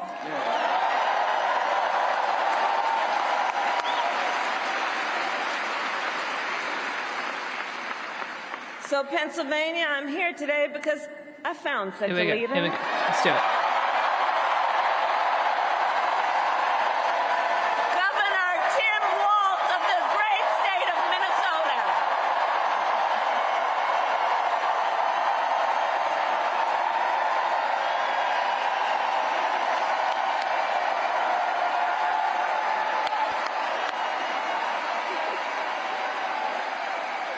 So, to those who know him best, Tim is more than a governor. To his wife, Gwen, he is a husband. To his kids, Hope and Gus, he is a dad. To his fellow veterans, he is Sergeant Major Walz.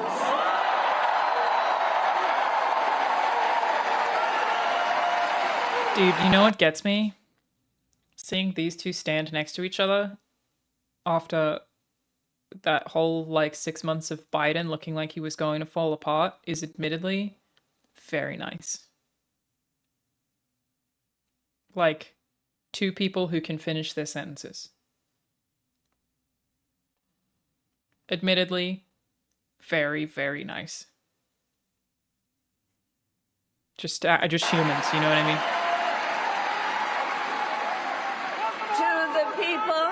To the people of southern Minnesota, for 12 years, he was congressman.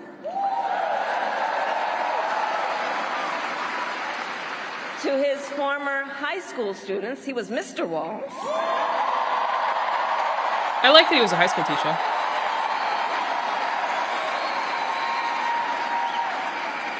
And to his former high school football players, he was coach.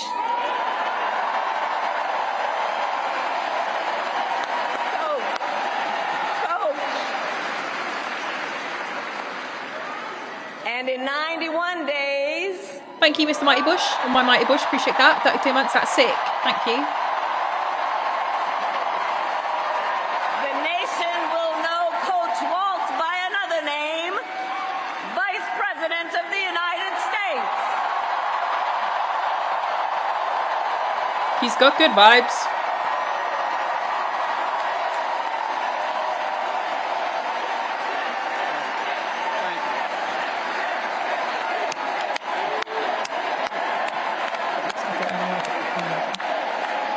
Yeah, he seems likable. I don't know. We already know him talk that way.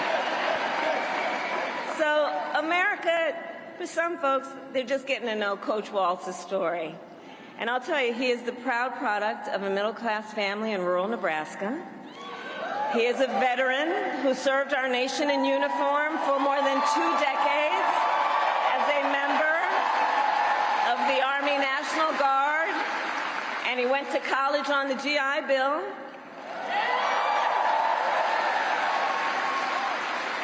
He is someone who, long before he entered politics, worked as a teacher. Jake was a teacher?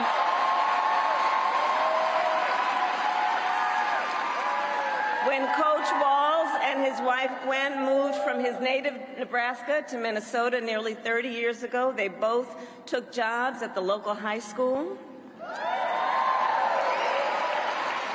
Coach Walz taught social studies, Gwen taught English.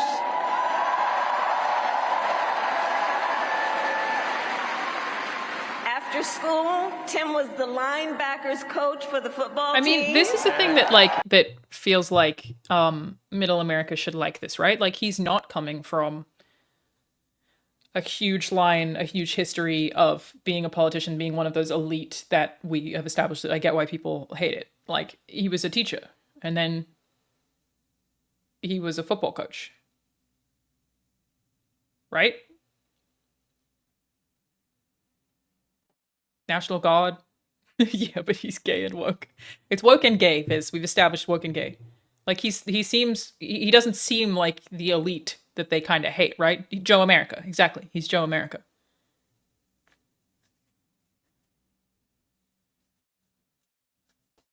That's what it comes across as. But I guess it's for Trump, it's down to how he speaks and not his history. So. Where I've heard the stories about he had a knack for using the game of football to teach life lessons. He saw the potential in kids who sometimes didn't even see it in themselves.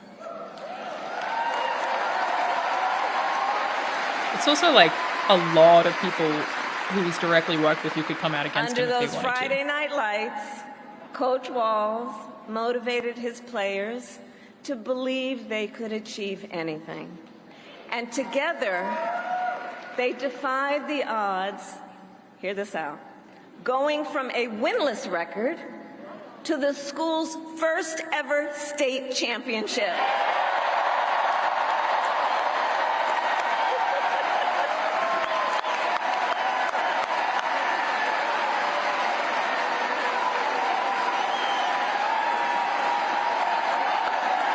Stop it.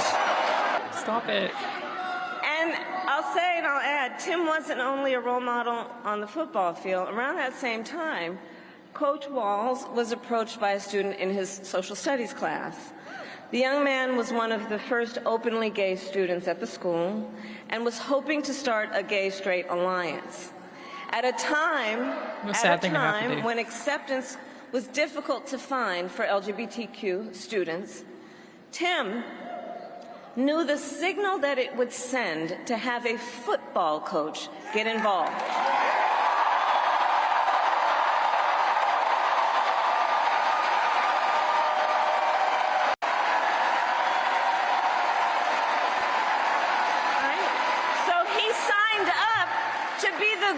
Faculty advisor. That is awesome. That is really cool.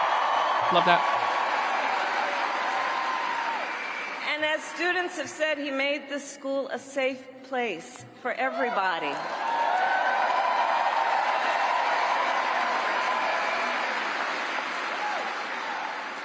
In the high school yearbook, the students voted Coach Walz the, quote, most inspiring faculty member.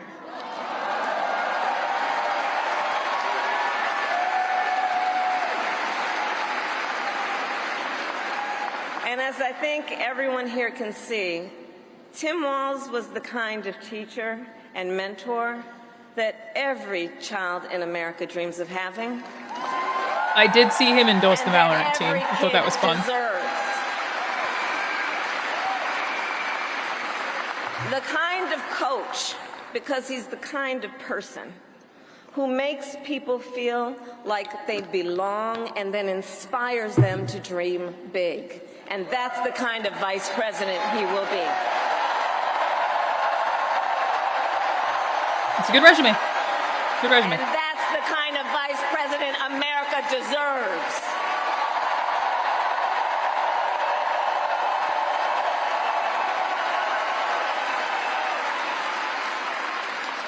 So it was Coach Walz's students who What do you want about bearded dad? So this person who has only just found my channel and not said anything before today is spamming that he has stolen valor?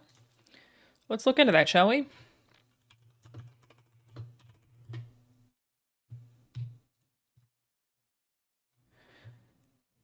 Oh, nope.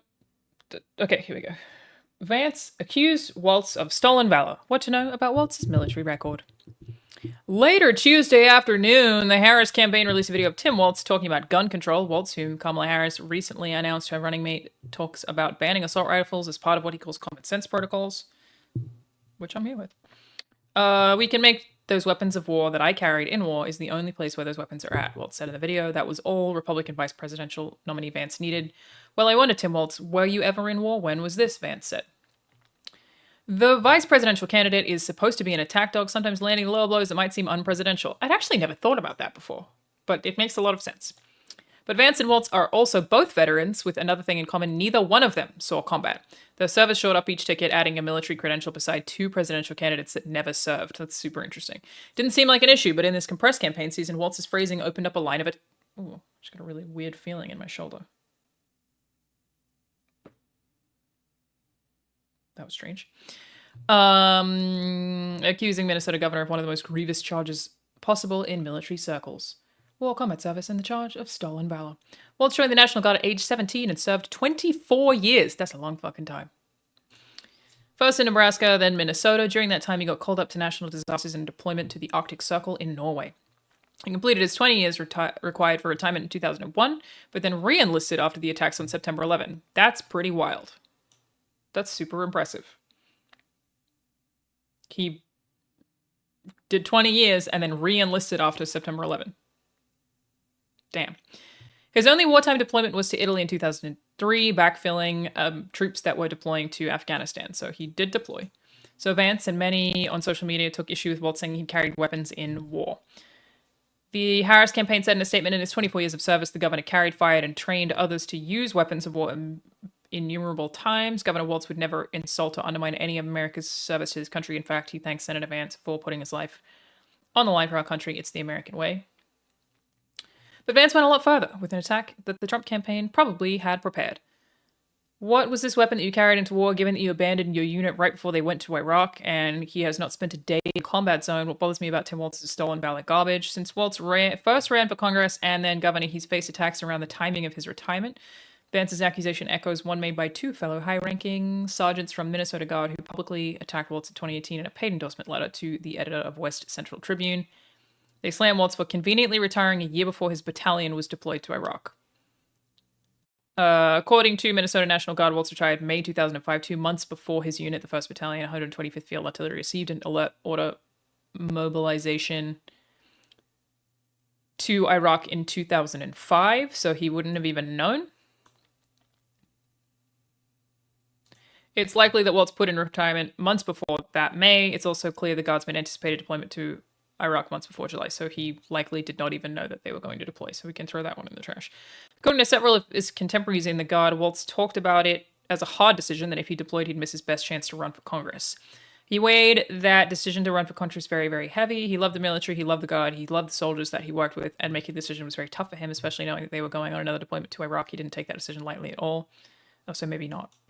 The unit didn't go to Iraq until March 2006, 10 months after Walz retired, where he stayed for a grueling 22-month extended deployment. The charge has dogged Walz, and in his last run for governor in 2022, it was even leveled by a political opponent who has never served at all. So I guess he's gotten shit for choosing to run at the time that he did, but from his perspective, it was the only time that he could run, right? Walz's rank. Latest round of attacks on Walz stirred up another confusing point about his rank. Walz served as a Commander Sergeant Major, the highest enlisted rank, but his retirement papers put him one step lower, a Master Sergeant. The Minnesota National Guard told NPR that Walz retired before completing academic requirements to keep the higher rank. None of this means anything to me. I don't know what any of this means. He held multiple positions within field artillery, such as firing battery chief, operations sergeant, first sergeant, and culminated his career serving as the command sergeant major for the battalion. He retired as a master sergeant in 2005 for the benefit purposes because he did not complete additional coursework for the U.S. Army Sergeants Major Academy, said Army Lieutenant Colonel Kristen Org, the Minnesota National Guard State Public Affairs Officer. So while Walz can say he served as Command Sergeant General, which is also made him the highest enlisted member serving in Congress, and he can even get away with saying he retired as Command Sergeant Major, he cannot say he is a retired Command Sergeant Major. That's funny. What a weird thing. So he can say he retired as a Command Sergeant Major. He cannot say he's a retired Command Sergeant Major. Wild. On Thursday, the Harris campaign changed Walz's official bio on their website to reflect that, so they've updated it, effectively. So what this sounds like to me is this quote: "We can make sure that those weapons of war that I carried in war is the only place where those weapons are at." Here's my take on that you are accusing him of stolen valor. That he's not saying that he shot people in Iraq. If you are in the military during active wartime and you are using those weapons and you're teaching people how to use those weapons, you are using those weapons as part of a war. He trained with those weapons. He trained other people with those weapons. That's how I read that, 100%. I also understand why Vance would come for him about that, but it feels very semantic to me. And this is as someone who literally doesn't know who he is right now. To me, did he carry them in war? Yes. He trained with them. He taught other people how to use them. He was in the military for 24 years, apparently, and would have used those weapons while the country was actively in war. I think you're wrong. That is not stolen valor.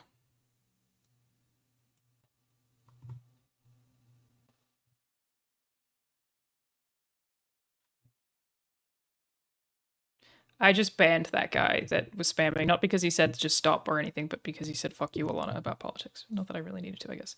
But yeah, I think that my stance here is pretty... Is it a bad quote that's easy to attack? I don't disagree with that. Like, I understand how that's easy to attack.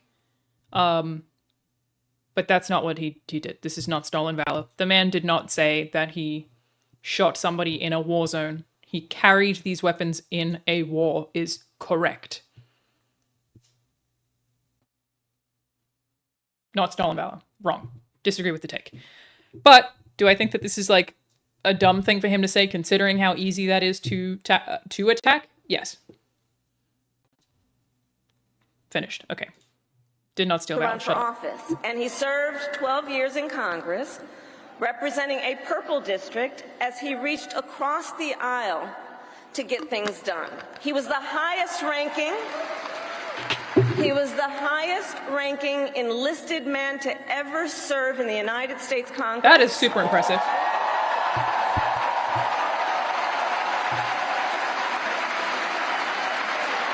And the top Democrat on the Veterans Committee.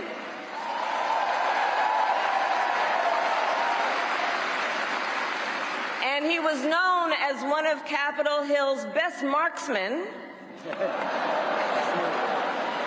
winning a bipartisan sharpshooting contest year after year.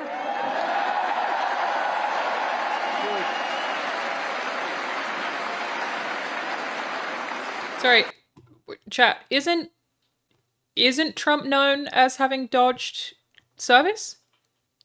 That's the thing, isn't it? Or am I misremembering that? He is, right? Like, Trump...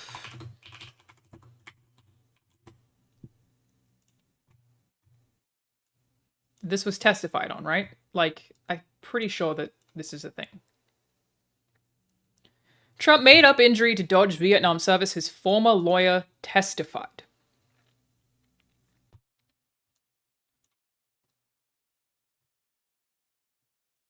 This is from 2019. Oh, get out of here. President Donald Trump acknowledged to advisors that he made up a fake injury to avoid military service because I wasn't going to Vietnam, his former lawyer told lawmakers during testimony on Wednesday. They testified that he said that. They testified that he said that. Michael Cohen, who worked as a fixer for Trump before his election, said he was tasked with tamping down criticism of the military deferment as a presidential candidate, simultaneously mocked Senator John McCain. Yeah, that was like one of his biggest L's for the Republicans, right? When he mocked McCain. I like people who weren't captured. That's such a fucking wild thing to say about somebody who served. Mr. Trump... Oh my god, sorry, I keep burping. Mr. Trump claimed his medical deferment was because of a bone spur. But when I asked for medical records, he gave me none and said there was no surgery, Cohen told members of the House Oversight Committee. He told me not to answer the specific question by reporters, but rather offer simply the fact that he received a medical deferment. He finished the conversation with the following comment: "You think I'm stupid? I wasn't going to Vietnam." I, believe this 1,000 times over. This is first-hand sources testifying that this is shit that he said. Yeah, there's no part of me doubts that Trump did that. Yeah, we figured that out. We're still listening to things that look, if I'm trying to be #1 political streamer, take the spot from Hassan, I get that I'm supposed to watch these. They're so long. I would feel like I prefer reading articles. You know what I mean? In Washington, Tim worked to raise the minimum wage. Love that. To protect the freedom of workers to join a union. Love that too. Jump ahead to Tim's spot? Yeah, and then we'll read a bit about... Oh my god, this is so much speaking. Oh my god. Oh my god, this is too much speaking. When does he even speak? Not even in this clip. Okay, we're gonna read it for now. We're gonna read it. We're gonna read the Wikipedia article, okay? We're gonna fucking read it.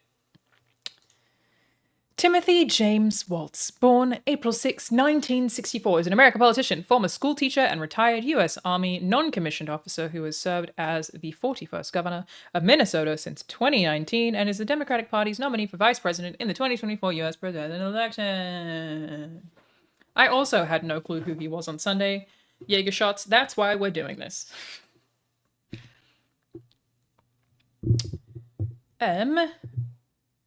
He was a member of the U.S. House of Representatives from 2007 to 2009 and the ranking member of the House Veterans Affairs Committee from 2017 to 2019.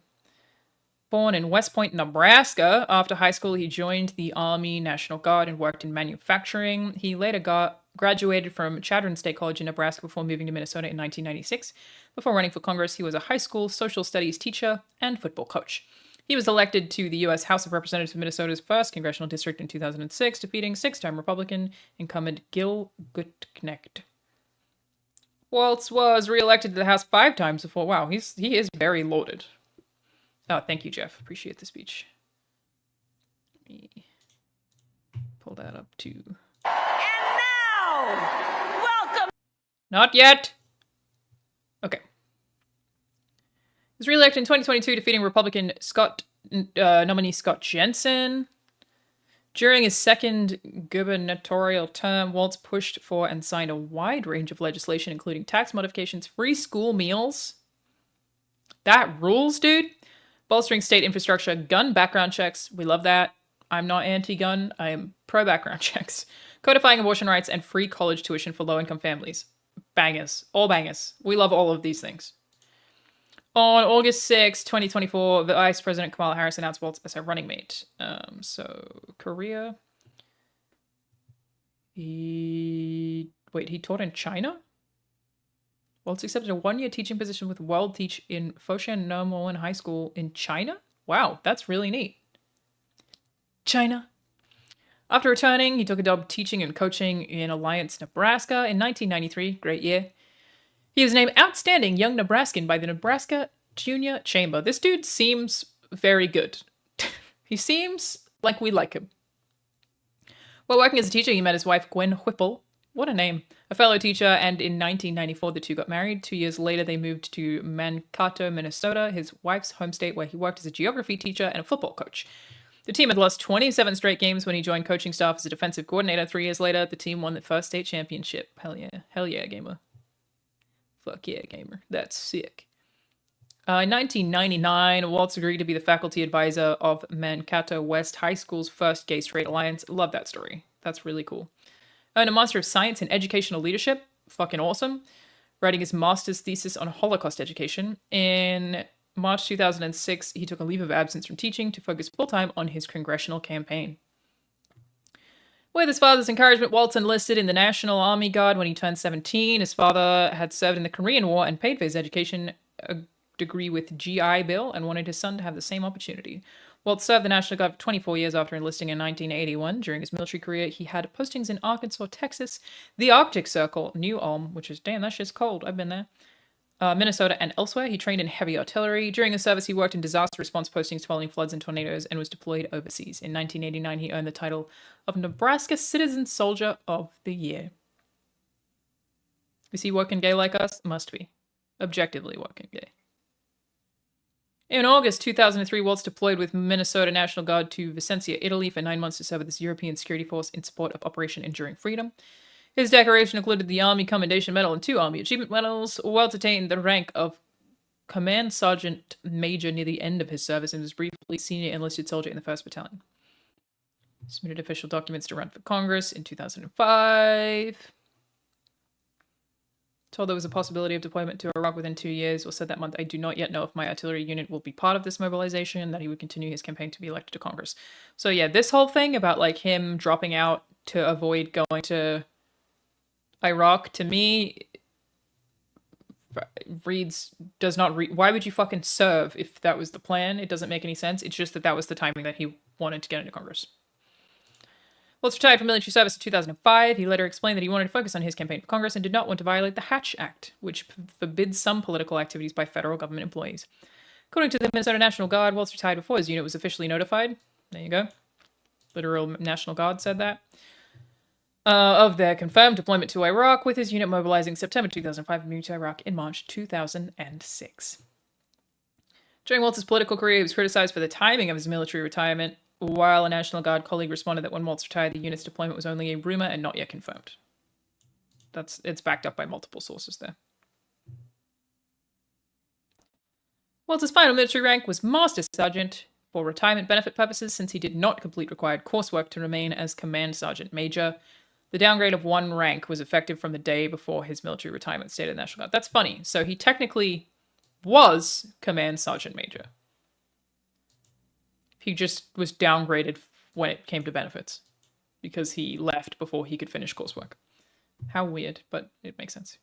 That's like the way that they treat game devs. If you're not there when the game ships, you weren't there at all. You didn't do a fucking thing. Political involvement. John Kerry's presidential campaign inspired a volunteer in the presidential election after he took a group of students to a George W. Bush rally in Mankato and was angered by the security team's questioning of the students' politics after they saw Kerry sticker on students' wallets. Wow. That's pretty gross. Does that mean like he, as a teacher, took them to a opposing rally and the security team questioned why they were there? Damn. He was appointed the Kerry's campaign coordinator for his official county, as well as the district coordinator of vets for Kerry. House of Representatives, a lot of information. Mostly Republican-leaning independents. No opponent for the 2006 primary election. That's crazy. Six-term incumbent Republican Gil Gutnick. During the campaign, Walz accused Gutnick of extending tax cuts to Wall Street and sought to align Gutnick with President W. Bush. Centerpieces of his campaign was the opposition to the Iraq War. He won the election with 53% of the vote. After his victory, Gutnick was caught off guard, Walz having resolved never to get caught like that himself. He packaged himself as a moderate from day one, built an office centered on constituent service, and carved out a niche as a tireless advocate for veterans. Hard to get around that. Hard to get around that. Walz was re-elected in 2008 with a 62% vote, becoming only the second non-Republican to win a second full term in the district. Wild. He won a third term in 2010 with a 49% vote. How much vote do you need? In a three-way race against Republican state representatives Randy Demmer and independent former diplomat Steve Wilson. He's very popular over there, huh? Re-elected by comfortable margins in 2012 and 2014. 2016, he was narrowly re-elected to a sixth term. And while even if his district overwhelmingly voted for Donald Trump. Wow. 0.7%, even though they mostly voted for Trump. Following this, and as his district trended more Republican, Walz opted not to seek a seventh term in 2008 and instead ran for governor. All of that makes sense.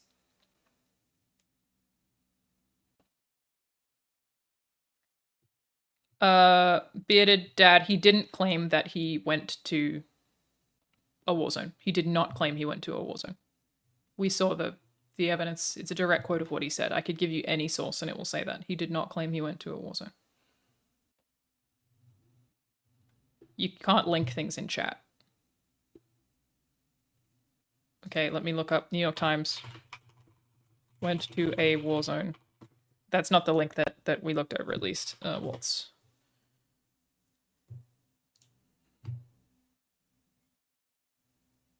This one is from News Nation now. Here we go. We want to chat this up again. We can. Vance attacks Walz's military record, accusing him of avoiding a tour in Iraq. Warzone. Zero mentions of Warzone in this. What's the word you're looking for? It's no mention of Warzone. I can't pull a link. The link's banned. You can't put links in chat. Nothing that says Warzone. The dude told me to pull up the... Oh, sorry, did he say New York Post? I looked up New York Times. Let me look up New York Post, see if that'll do better for you. New York Post.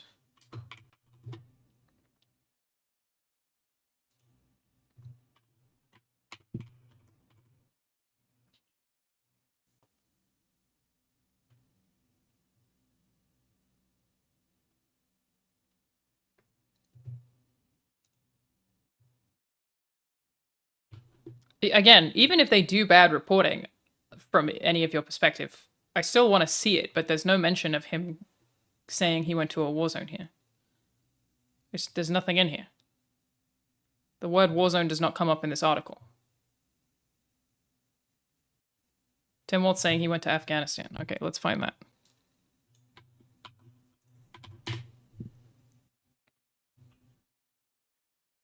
Here's CNN. You mentioned CNN.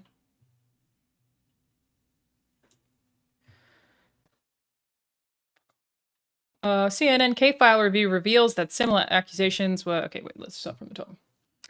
Newly selected Democratic vice presidential candidate, Minnesota government Tim Walz, is facing scrutiny over his military service record with critics, including his Republican rival Senator JD Vance, accusing Walz of falsely suggesting he saw combat during his time as an Army reservist. We know that JD Vance was just referring to a quote where he didn't say that.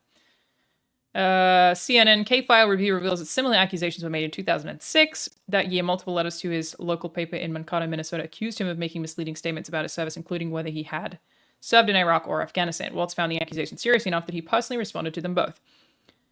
At issue were a selection of private political ads and statements on Walz's website describing his overseas military service. While they described Walz as having served overseas in support of Operation Enduring Freedom, they neglected to specify that he did so while serving in Italy, not Afghanistan. So he did serve overseas in Operation Enduring Freedom. This is CNN. This is what you told me to look at. Walz is more specific in other statements and interviews with the media, in which he said he, by luck of the draw, was posted to Italy, not Afghanistan. You told me to look at CNN. He never said Afghanistan.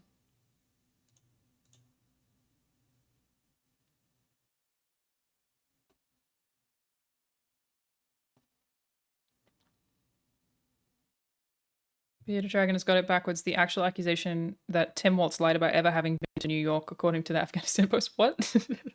Hey, it might be. Yeah, I can't see any example of him saying that he went to Afghanistan. You did say CNN, Bearded Dad. You did say CNN. This is CNN. They don't say that. Can't find it. Italy is not deployment. Yes, it is. This is factually deployment. He was factually, while serving, sent to another country. That is deployment. He was deployed to Italy. Yes, it is. He was deployed. The only way that you can argue against that is if you don't know what deployment means. He was deployed to Italy. Fact. Deployed to Italy. That's what that means. You fucking idiot. What are you talking about? It doesn't mean he went to Afghanistan. He never said that he did. We can't find any evidence of that. Do you hear? You want the definition of deployment? The movement of troops or equipment to a place or position for military action. He was moved to Italy. Deployed. He was deployed to Italy. So simple. Okay, let me look up the NY Post article, which I tried to look for and it didn't say that either. Walz deployment. We looked at one of them. It didn't say anything about that. Tim Walz falsely claimed he carried weapons in war. Which I think is the one we've already spoken about, isn't it? He just said carried weapons in war, but he didn't say where he went. Oh my god, this website has so many ads. Falsely claimed that he carried weapons in war, and a resurfaced clip that JD Vance blasted this week. We already spoke about this. That he carried weapons in war. We've already spoken about this. This we've already covered.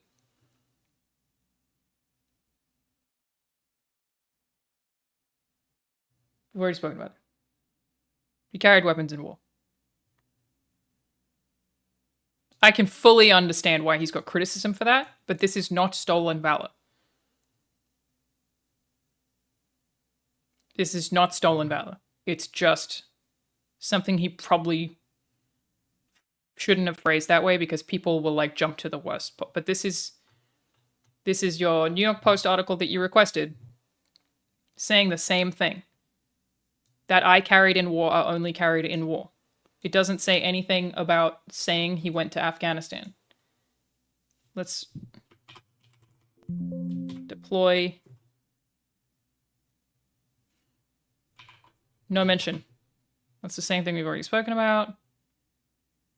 Never said that. No. This is your fucking article you asked for. And it doesn't say that he claimed to go to Iraq. Deployment literally just means the movement of troops or equipment to a place. He did that. I have fact-checked you, sir. Go to bed. Okay. Move this back over here.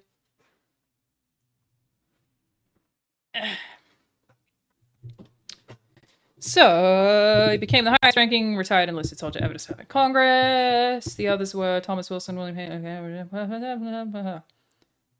Co-sponsored a bill to raise the minimum wage. We love that. We feel very good about that. Voted for stem cell research. Voted to allow Medicare to negotiate pharmaceutical prices. That's fucking awesome. Voice support for pay-as-you-go budget rules requiring the new spending or tax changes not add to the federal deficit. Ugh.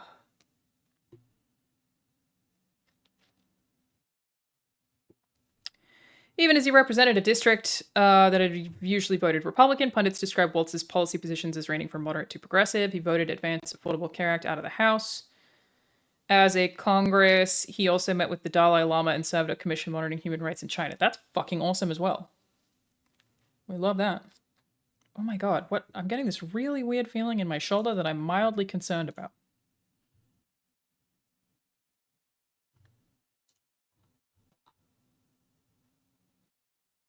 It's like I keep getting like a nerve pain there for no reason.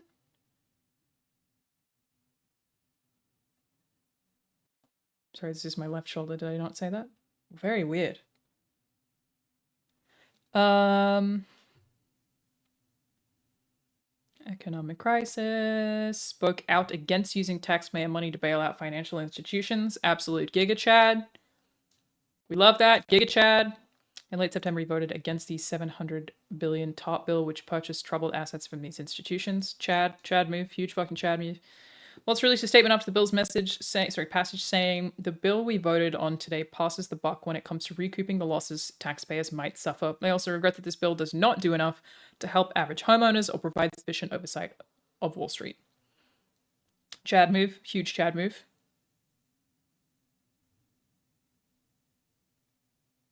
I do not spell burnt toast, no. Just, I mean, I did, I had something vaguely major happen to me yesterday. Not that anybody's noticed, because my eyebrows look very normal, so don't worry about it. Don't worry about it. Nothing, don't worry about it. Despite his votes against bailout bills that loan taxpayer money to large banks and auto manufacturers, oh my god, it's so strange. I'm just going to put my arm down. Very weird feeling. Walz did vote that his Democratic colleagues to support the American Recovery and Reinvestment Act. As a member of the House of Transportation Committee, he saw stimulus bills as an opportunity to work with congressional colleagues to make job creation through investment in public infrastructure like roads, bridges, and clean energy the cornerstone of the economic recovery plan. Opposes using merit pay. What's merit pay? Ooh, performance-based pay. Yeah, fuck that. Voting in favor of the American Recovery and Reinvestment Act, Walz pointed to its strong provisions in support of public school buildings. He's on record supporting legislation to lower tuition costs. Love that too. Is this dude just like a fucking Giga Chad? Is this dude just like extremely based? I'm also waiting for the shoe to drop, no spimmy. So like, if the one thing that somebody came in my chat about to complain about him for was stolen valor, and that's the one thing that they're jumping on, and that got discredited with 2 articles even from right wing. He got a DUI? That's crazy. Walz DUI.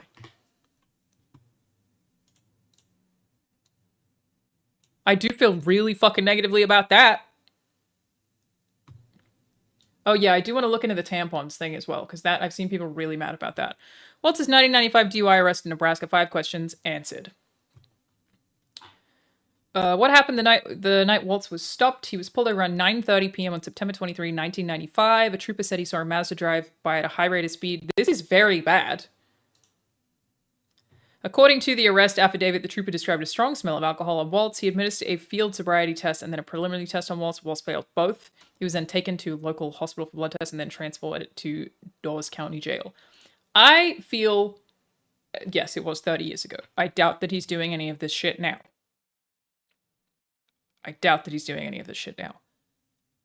He stopped drinking? Is that true? Okay, hang on. Let me get through the article. But I do want to say, this is how people die. Innocent people die with this behavior. This is really fucking bad.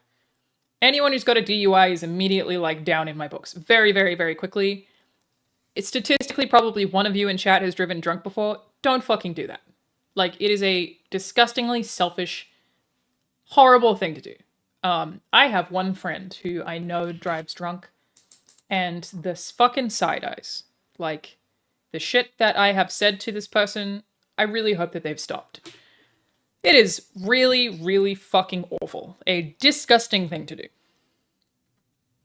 Do not do this, please. If you're thinking about driving, don't drink, or other way around. Really, really, really fucking bad.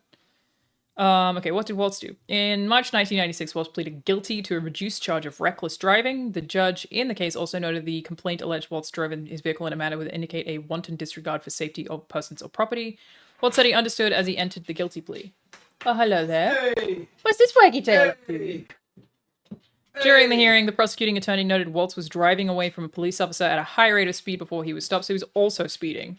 The prosecutor also noted Walz's blood alcohol level was 0.28, exceeding the legal limit at the time of 0.1. That's not that much higher, though, right? You know whose blood alcohol exceeds to 0.2.5? Are you a little bit drunk there, Rahul? Hey! Are you a little bit drunk? Hello, Bender! How did the defense attorney respond? It was a little bizarre. Walz thought he was being chased. That's funny. I guess if you're drunk, you could think that. Saw a car without lights coming up fast behind him, so he sped up and kept going until the red lights on the law enforcement vehicle came on. Defense attorney also said Walz said, well, I've had that happen before where I felt like somebody was chasing me and I kind of panicked. He added that Walz felt so bad about the incident, he informed the principal of the high school where he worked as a teacher and offered to resign. That's a Chad move. According to the lawyer, the principal convinced Walz to stay. Wow, he tried to leave the fucking school? And there's evidence. So this is bad. It's not good. You're gonna regret not ignoring me. I'm gonna regret ignoring you. You're gonna regret ignoring me. Why, what's up? I'll just come home. He's not ignoring you. He said, My oh, favourite part. whoa. Who are you talking to, Banjo? Rob left. I stayed back for half an hour on my own. Why? You've been talking to bitches. Were you dancing at a pub by yourself? Little Banjo, he sounds like a cow. It's true, Banjo would never get a DUI. You're absolutely right. What have you got? Oh, Fresh! I stayed at the kitchen. did you bring sausage Of course, I got rolls? you sausage rolls. Fresh. Oh my Hot. god. I got in an Uber as soon as it arrived. George Bush Jr. also had a DUI? I didn't know any of that shit. That's crazy. I feel really negatively about the DUI. But I'm still going to say, if these are the only two negative things that this man has done is be accused of stolen valor because he didn't serve in something he wouldn't have even had a say in, like it's effectively random, Can we kiss? Kiss. That's not kiss. you know? Oh my god, what? Something's really wrong with my arm. I don't know what's going on. Got a weird feeling in my arm. I don't like it. It's freaking me out a little. Because Justine had a weird feeling in her arm and then she had like a blood clot. It was terrible. My aunt had a weird feeling in her arm. Next day, hit by a car. So I shouldn't go out Tragic. tomorrow. Could get hit by a car. That's what you're saying. Hey! I'm very happy with that. Nah, in it. I know some people don't like it when I interrupt you. They've said that on YouTube. It's alright, we politicking out here. People, I had an argument with some dude who said some stupid shit for a while there. Okay, this is bad. This is bad. I still think he's a Giga Chad. But I do feel really negatively about the DUI and what it says about somebody as a person that they would do that. Let's confirm that he quit drinking. Walz quit drinking alcohol. All my homies DUI. We don't need to talk about which of your fucking homies DUI. I mentioned that we know somebody who fucking drinks and drives and I find it disgusting. I know a few people. Oh my god, thank you. Sure, I sure. need to wash my hands. No, go watch him. He's the bathroom right there. This is the important chat. This is her love the favourite sausage roll. food. If It you is my want favourite food. the key to Alana's heart is sausage. Good thick sausage. British sausage. Rolled in phyllo pastry. Which mustard?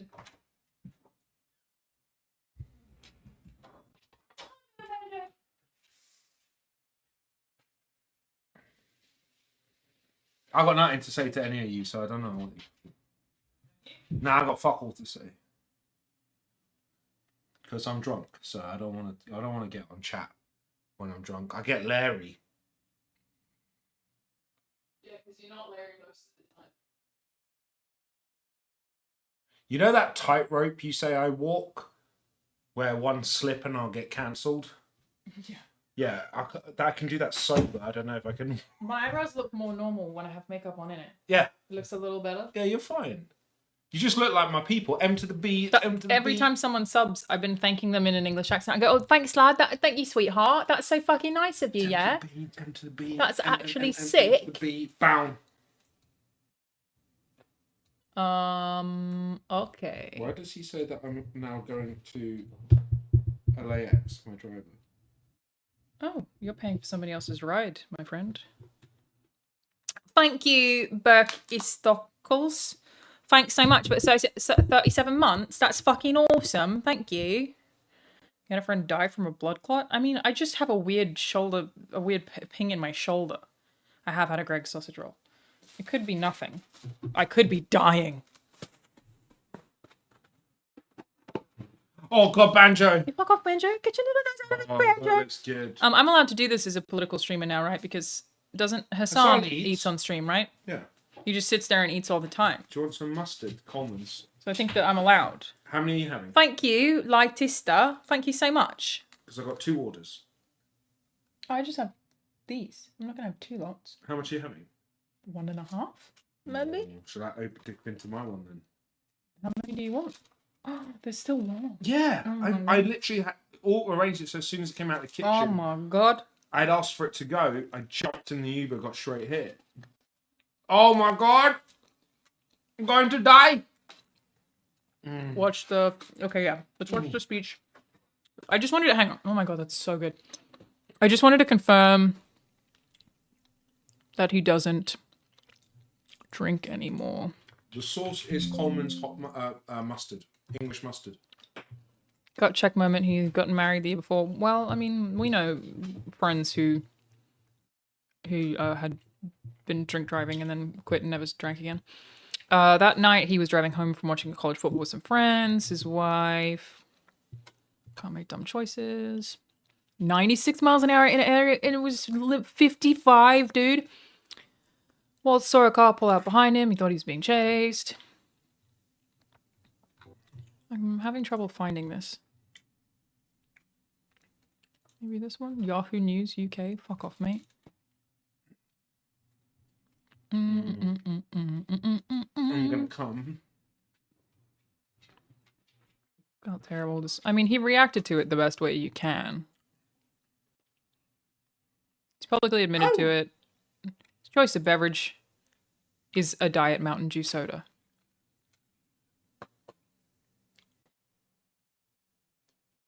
Imagine if it was a manual.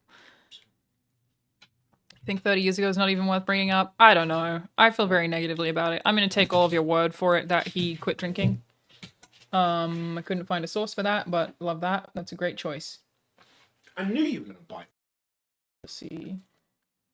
Properties, Odyssey. Slobbered all over my hand. He's aggressive, that dog. Guess what? Vicious. Because I've had a pint. Viscous. Can you guess what? What? That's my Did you dog. just lick Banjo off your hands? That's my fucking Oh boy. my god. That's I nasty. don't give a fuck. That's my boy. Oh. I mean, he does lick me on the mouth sometimes, and I just sort of let it happen. You Was it had on the enough. screen that I was just reading? Was it? I didn't see it. I don't know, whatever. Okay, this is Waltz's The speech. next Vice President of the United States, Tim Walz. Let's watch it while we eat. Proper Hassan in here. We're done now. I'm coming for him. I'm fucking coming for him. Is it good? Did you good? Thank you. Wow. Too loud? Thank you, Philadelphia. Oh, it looks okay to me. Is it too loud? Thank you, Madam Vice President, for the trust you put in me, but maybe more so, thank you for bringing back the joy.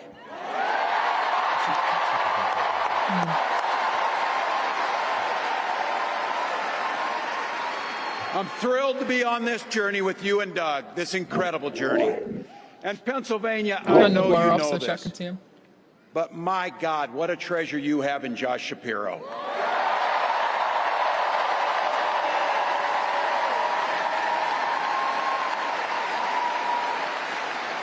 Holy hell, can this guy bring the fire? He can bring the fire. This is a visionary leader. Also, I have to tell you, everybody in America knows when you need a bridge fixed, call that guy.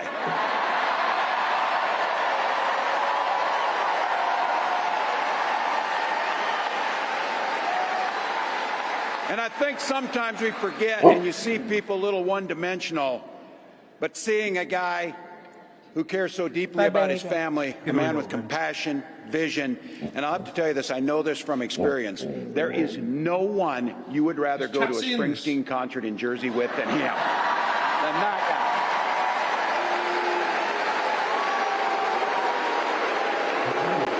guy. Roots. And I can't wait for all of you and America to get to know my incredible wife, Gwen, a 29-year public school educator. I love that, but it is weird to me how often American politicians mention their spouses. Don't They ever really act like they both have underestimate the job. teachers. New toxic Bangor.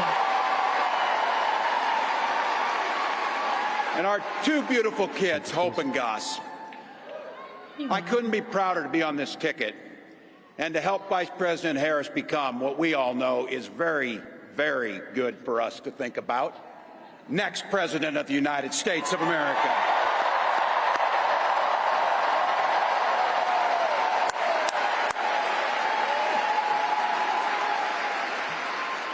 From her first day as a prosecutor, as a district attorney, Attorney General of the great state of California, a United States Senator, and Vice President of the United States.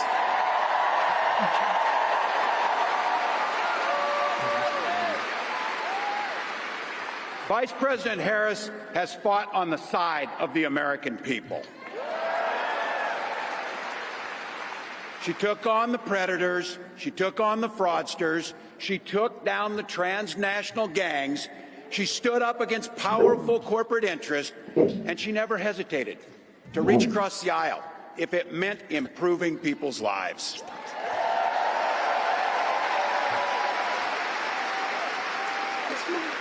And I want all of you to hold this, and don't ever underestimate the power of this. She does it all with a sense of joy. I do get that impression. That she seems happy, which is kind of nice. She doesn't seem angry. I know a little something about that commitment to people. I was born in West Point, Nebraska. I lived in Butte, a small town of 400, where community was a way of life. Growing up, I spent the summers working on the family farm. My mom and dad taught us, show generosity towards your neighbors and work for a common good. Ben just got so many thoughts. And Tim Walz. My dad served in the Army during the Korean War. With his encouragement, at 17, I joined the Army National Guard. This is about pizza.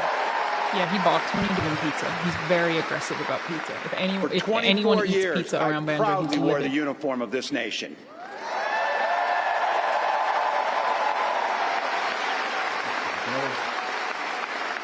The National Guard gave me purpose. It gave me the strength of a shared commitment to something greater than ourselves. And just as it did for my dad and millions of others, the GI Bill gave me a shot at a college education. He's a really good speaker.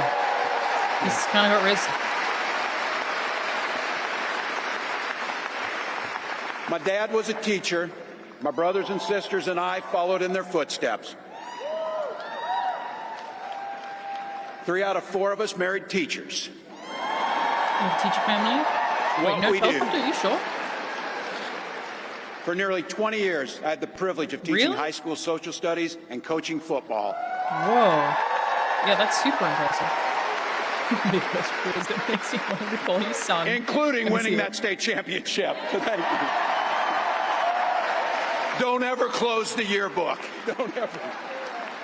But it was my students. don't need to tell them They it's not a encouraged bad me to call. run for office.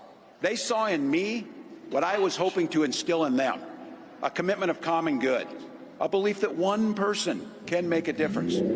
So in 2006, 2006, I took a leap and I ran for Congress.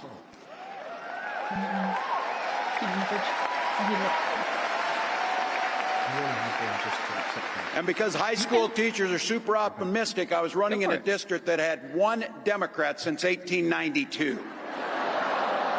That is, I think, the most impressive part. Well, my neighbors graced me with an opportunity to represent them in the United The States entity of House this of dude compared to Representatives. Biden is astounding, strong, and angry. Yeah, it makes a massive difference. I'm proud of the work we did there together. I worked across the aisle on veterans issues, on agriculture, and on ways to grow rural economies. I learned the art of compromise without compromising my values.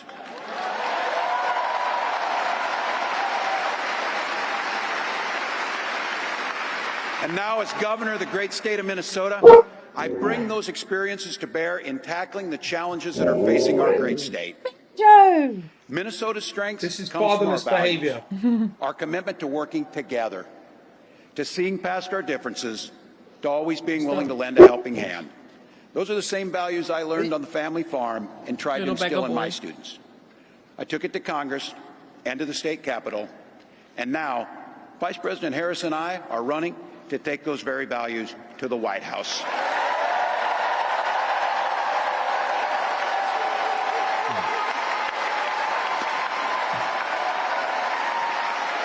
His opponents immediately from the tampon too. I've seen bits of tampon stuff, but Donald I'll Trump dig into sees it. the world a little differently than us. First of all, he doesn't know the first thing about service. this is what having a cross husky dog is like, by the way, everybody. This is what it's like when you have a dog who's part husky. Banjo!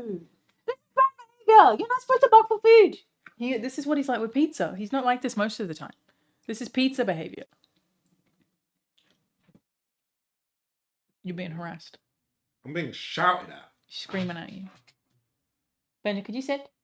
You sit. You speak. This is the closest I've ever felt to being like, he's gonna bite me. He's not gonna bite you. He is frustrated. Yeah, he's a bit mad. Can I have a paw? No. He didn't. Can I have a paw? A paw. He's not even looking at me. But I have the paw. I got the paw. He gave me the paw. He's locked on. Speak. Speak. Put it on your... No, don't give it to him. Put it on your leg. No, it's oily. Fair. Crazy. Crazy, bro. He doesn't have time for it because he's too busy serving himself. Again and again and again, Trump weakens our economy to strengthen his own hand. He mocks our laws. He sows chaos and division. And that's to say nothing of his record as president. He froze in the face of the COVID crisis. He treats me so differently. No, he would never He do that drove to our me. economy into the ground. And make no mistake, violent crime was up under Donald Trump. Did Trump drive the economy into the ground? What the fuck is wrong with I'm not sure if that's true. You're embarrassing yourself in front of the fucking stream. God, but how many people are watching? You're fucking embarrassing yourself. You look like we don't feed you. A look at Trump's economic legacy. President Trump campaigned as a billionaire businessman with championed the working class. He summed up his position neatly during the campaign. It's the economy. He leaves after his one. Trump has become the first president since Herbert Hoover during the Great Depression to depart office with fewer jobs in the country than when he entered. That's not great. Economists say Trump's economic legacy will be defined by his failure in leadership during the COVID-19 pandemic that exacerbated the financial downturn. Fair. Yeah, I would say that like, who stood a chance during COVID, really? Domestic policies that overwhelmingly benefit the wealthy, I mean, of course, and international trade policies that hurt the US industry while simultaneously alienating allies. So both of these would be his fault, though I imagine COVID had a pretty big hand in it, including jobs.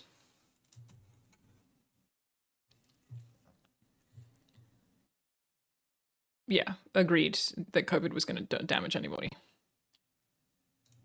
It's also like a difficult thing to handle well. Like, how do you even handle them correctly?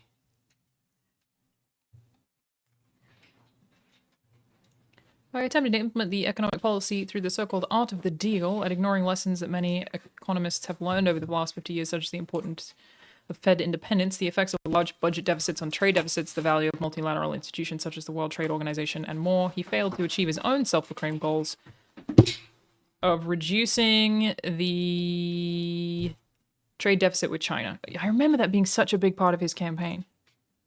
So yeah, that's correct. What he said is correct. Trump did have a negative impact on the economy.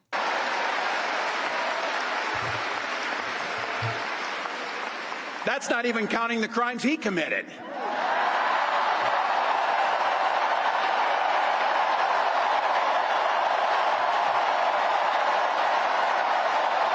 economy started going down a few months before COVID happened since October.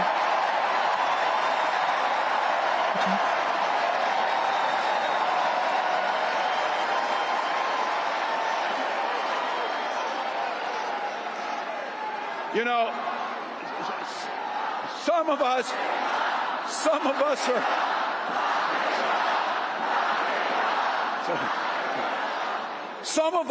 Some of us in here are old enough to remember. I see you down there. I see those old white guys. Some of us are old enough to remember when it was Republicans who were talking about freedom. It turns out now what they meant was the government should be free to invade your doctor's office. You right about that? In Minnesota, we respect our neighbors and their personal choices that they make. Even if we wouldn't make the same choice for ourselves, there's a golden rule. Mind your own damn business. I feel like that is my most consistent political stance, is I feel like people should just make their own choices. Or be allowed to. In a lot of cases. And it does feel like the Republicans are the ones against that most of the time. These guys are after my heart chanting, mind your own damn business. That feels good, so thank you. Look, that includes IVF. And this gets personal for me and my family. When my wife and I decided to have children, we spent years going through infertility treatments. And I remember praying every night for a call for good news. The pit in my stomach when the phone rang, and the agony when we heard that the treatments hadn't worked. So it wasn't by chance that when we welcomed our daughter into the world, we named her Hope.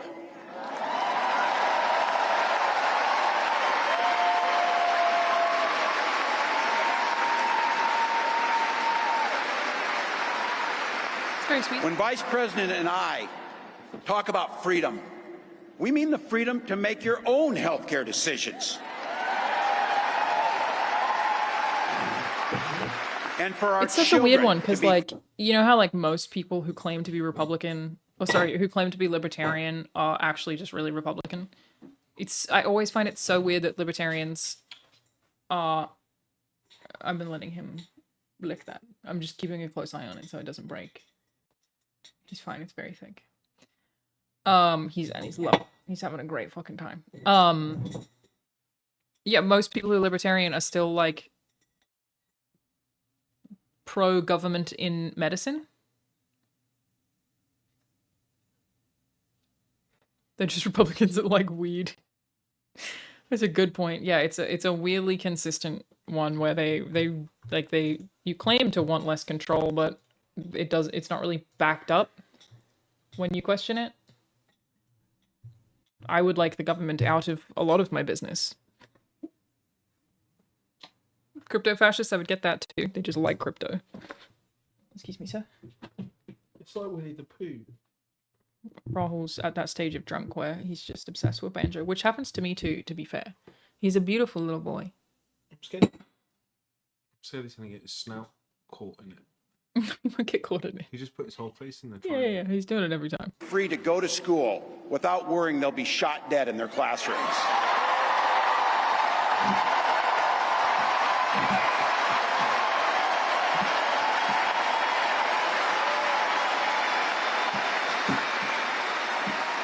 By the way, as you heard, I was one of the best shots in Congress, but in Minnesota, we believe in the Second Amendment, but we also believe in common sense gun violence laws. I'm on board with that too. I'm not anti-gun, just pro-gun control. Vice President Harris' idea of freedom is a ticket for education to be that ticket to the middle class, not crippling debt. Air that's clean, water that's pure, communities that are safe.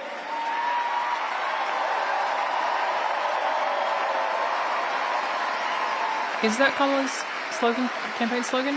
When we vote, we win? A place where Is we that what it is? settle our political differences not through violence, but with our votes.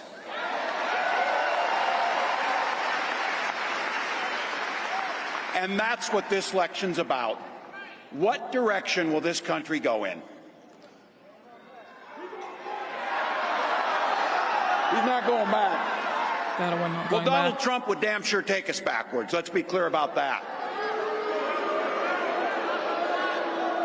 And don't believe him when he plays dumb. He knows exactly what Project 2025 will do to restrict our freedoms. Yeah, if it's enacted, he certainly would know. To rig the economy to help the super rich. If Trump gets a chance to return, he's going to pick up exactly where he left off 4 years I agree with ago. that too. Only this time, it will be much, much worse. Raising costs on middle-class family. He will repeal the Affordable Care Act, no doubt about it. He'll gut Social Security and Medicare. You didn't need to delete those, Scott. You didn't need to And when delete somebody what he tells said you are, they believe him. He said he'd ban abortion across need to this ban it. I country, and didn't see he'll the do first it whether message, or to be not fair, but the Congress second is one there or was not. Donald Trump's not fighting for you or your family.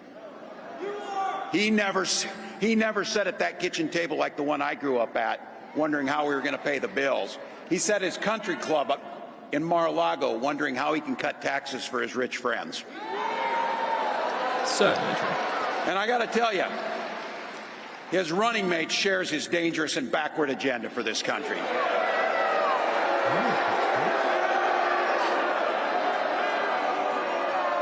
JD Vance literally wrote the foreword for the architect of the Project 2025 agenda. Yeah. You feel Like bad about all JD regular Vance. people I grew up with in the heartland, JD studied at Yale, had his career funded by Silicon Valley billionaires, and then wrote a Yeah, I need to hang bestseller. on. I need to look into that too. JD Vance, Korea, Silicon Valley billionaires. What does that mean?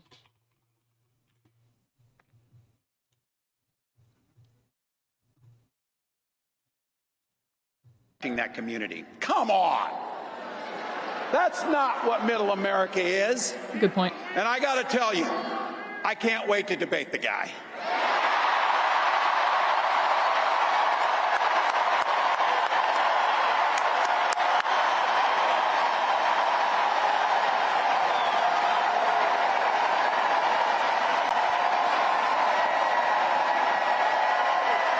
That is, if he's willing to get off the couch and show up. So, you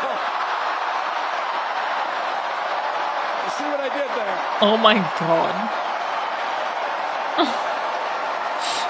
That's crazy.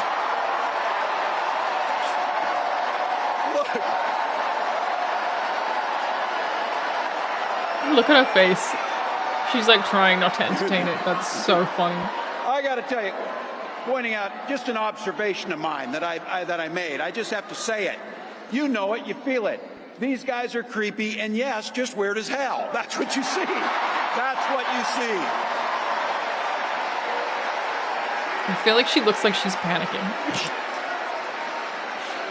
So you know what's out there, so say it with me. We aren't going back. We aren't going back. We are not going back. Good speech. I like him. I would like to back this up. Is everything okay, Rahul? I'm still voting Trump. You can't vote. Yeah, but still. You're on a visa. You literally can't even vote. Yeah, but Trump 2025 to the moon. You're not eligible to vote. I still will. I'm still Illegally? You're going to vote illegally? I'm still Trump. I knew there was illegals voting. Should talk about that. JD Vance versus Tim Walz, vice presidential candidates' political views. That's not the article I wanted. I want this one. Someone put hashtag Trump 2025 to the moon. Can't read it, goddammit. Less than 5 years in Silicon Valley's tech industry, but the connections he made with Peter Thiel and others became crucial to his ascent. Okay, here we go. 5 things to know about JD Vance's ties to tech billionaires. While Ohio Senator JD Vance's Appalachian roots are well known, thanks to his best-selling memoir, Hillbilly Elegy, another aspect of Vance's background is now gaining attention, his connection to prominent Silicon Valley billionaires. I mean, isn't Trump like partly funded by Elon Musk? Like, isn't that like the same Silicon Valley billionaire shit? What's the difference? Vance's 2016 book about the struggles of his childhood was published right around the time he began to quietly cement his ties to a cadre of mega wealthy tech power brokers who would be considered the opposite of the Rust Belt's working class. Yeah, I mean, it's basically 2 men campaigning on being regular Americans who are not at all. Again, it's so weird that they complain about like they're shitting on the elite, like the Democrats are the elite, but Trump's a fucking millionaire. This dude's backed by millionaires. It's very confusing. Fuck off. Billionaire. Is Trump a billionaire? Yeah. Oh, thank you so much, Exit Life. That's so nice of you. Thank you. That's sick, actually. Yeah. Thanks, love. Beautiful. Gonna fucking mock my. You know who died? One of your legends. I was enjoying a Chinese succulent Chinese meal. This is. Democracy Manifest. That's it. Democracy Manifest. Yeah, I saw that. What a champ. He was completely misidentity, right? I have no idea. I think the police arrested Whatever the he wrong did, person. he was right. It was. I'm sure it was the. Stop touching my penis. I think get your hands off my peanut. I don't remember. Whatever. Dude's a fucking champion. Now, as President Trump's pick for vice president, many elite tech leaders are coalescing around the GOP ticket and expected to help bankroll Trump's re-election bid. Here are 5 things to know about why the tech billionaire class is backing Vance. Trump claims his brand itself is where billionaire status comes from. He said clump. Well, that's so funny. If the shoe fits. Clump. Little clump. Musk endorsed Clump just minutes after a gunman in Pennsylvania tried to assassinate the former president of Pennsylvania. What a weirdly written article. And he doubled down on the support when Trump announced Vance as his running mate. Vance became a protege of Peter Thiel, a PayPal co-founder. Oh, okay. That's connection to Musk, obviously. Oh my god, thank you so much, MK Numstrop. Thank you so fucking much, love. That's sick, yeah? Oh. That's so fucking nice of you to just give 10 subs there. That's absolutely lovely, yeah? That's so fucking nice. Right on. That's bare subs you've given me there. Oh. Every time someone subs, I thank them like that because I look like an English girl right now. Thank you, lovely jubbly. Absolutely so nice. 4 more subs until we give away another code, everybody. Insensitive to Rahul. Is it? Yeah, that's how he fucking sounds, isn't it? Disgusting, your lot. Nice teeth you've got there.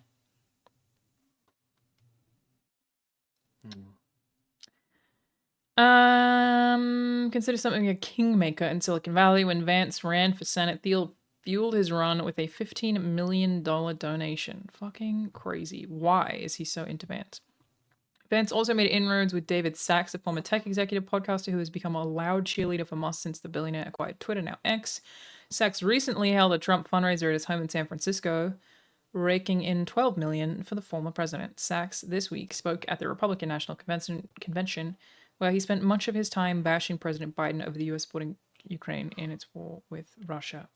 Using X as a megaphone, Musk and Sachs have been blasting out daily rallying cries for Trump and Vance. Come on in, Sachs wrote on X on Tuesday following a list of prominent tech figures now backing Trump. The water's warm. Wow, yeah, so both these dudes who are like claiming to have the people's American vote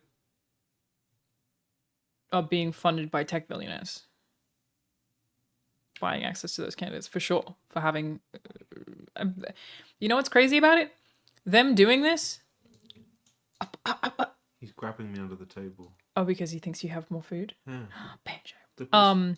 Doesn't this just like spell it out plainly that they think that Republicans are for sale? Like, isn't this just directly straight up admitting that they think that they can buy the opinions of Republicans? And why is their voting base not concerned by that? Why is their voting base not upset by this direct admission, evidence that the tech elites that the average American claims to be so against are buying their candidates? Do they just not pay attention to it?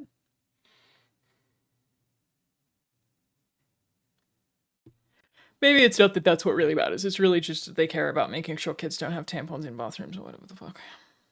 Have you walked him? The boy has not been for a W. I didn't think that I should walk today. Banjo, you want to go for a walk? A walk for Banjo? Let's go for a drunk walk. A drunk walk for Banjo? Banjo's not drunk. Yeah, I'm going to take him outside because he's been off the chip. You got an attitude problem. We're going to go for a walk and we're going to talk about this. There's not. What do you mean someone tell you about the eyebrows, Zabe? There's nothing wrong or different about my eyebrows. They look completely normal. What are you talking about? There's literally nothing different or noticeable about them in any capacity. Okay. Have fun, boys. It's not in the title. It just says that the title says my eyebrows are normal. What's wrong with you?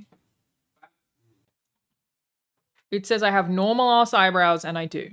Okay? Nothing different about them in any capacity. I don't know what you're fucking talking about. They're very, very... Would you like to see them up close just to see how normal they are? It's a little nasty. Oh, normal eyebrows. Not at all bloody. Totally normal. Look at them go. Yeah, good shit. Ow. Oh, that was a bad idea. Hopefully that didn't make me bleed. Okay. My poor head. Super fucking normal, thank you. I feel like we've covered this pretty well. I don't think I need to know anything more about that. I did want to read this. More of their political views. Let's do tampon stuff first. Tampons, Walz. Just to make sure I have the facts. Tampon Tim. Conservatives have nicknamed Tim Walz Tampon Tim. For Democrats, it's a compliment. News Nation is a super far-right news source. News Nation? I'm okay with that.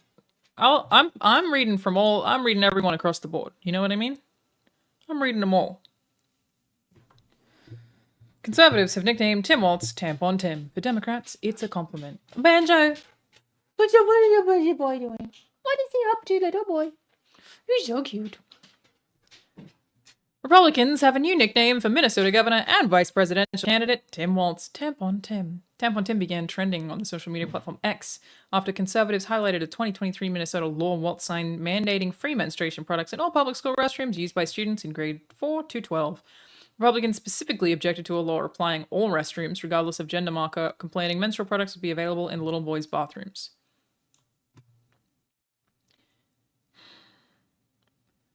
Who gives a shit? What a stupid, pathetic crybaby thing to be upset about. Who fucking gives a shit? Like, is the suggestion that there's something bad about these products being in little boys' bathrooms? Female bathrooms have condoms in them. Those are exclusively used by men. Who fucking cares? It's here, Rahul.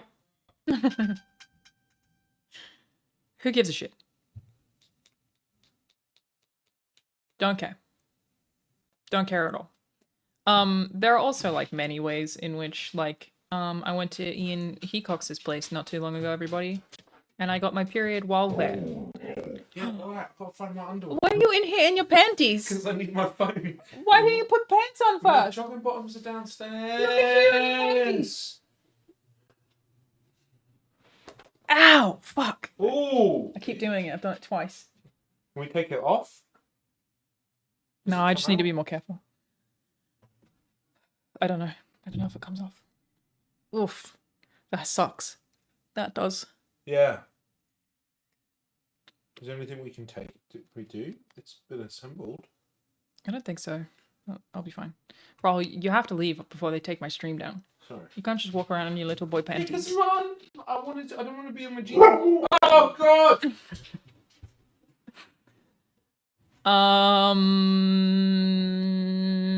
Yeah, okay, so Republican legislators are arguing that they should be available in only female bathrooms. What was it saying? Oh yeah, Ian Hecox. I got my period at his house and I went into his bathroom and I checked a drawer and he had tampons. Loved that for me. That was fantastic. I didn't even have to ask him. I just opened a drawer and was like, he seems like the type of guy who might have tampons available in his bathroom. And he did. And so I used a tampon. And I was like, thank fuck for you, Ian Hecox. And then I told him the next time. Which, are you trying to tell me Republicans will say, absolutely not, Ian Hecox? Which, as a thing, if you are a person who lives alone, oh my fucking god, Pafaffle, thank you so much. That is so fucking nice of you. 5 gifted subs to the community, so now we've hit 500, so now we can give away a code for Mech Break, which we're going to play more of in a minute as well. That's so fucking nice of you, yeah?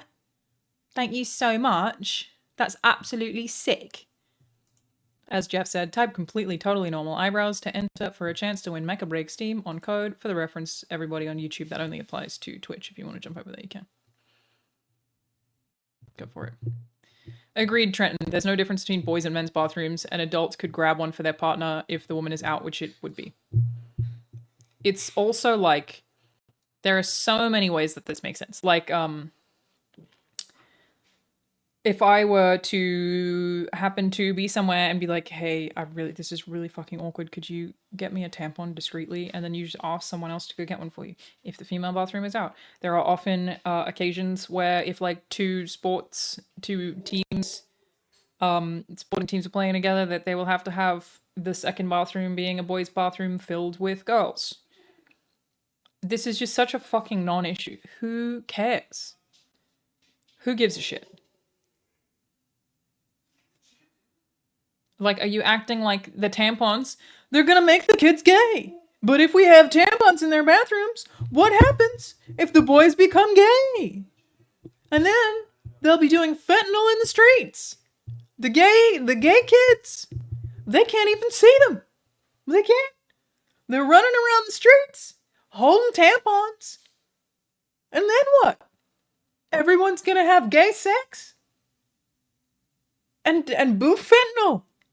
No, come on now.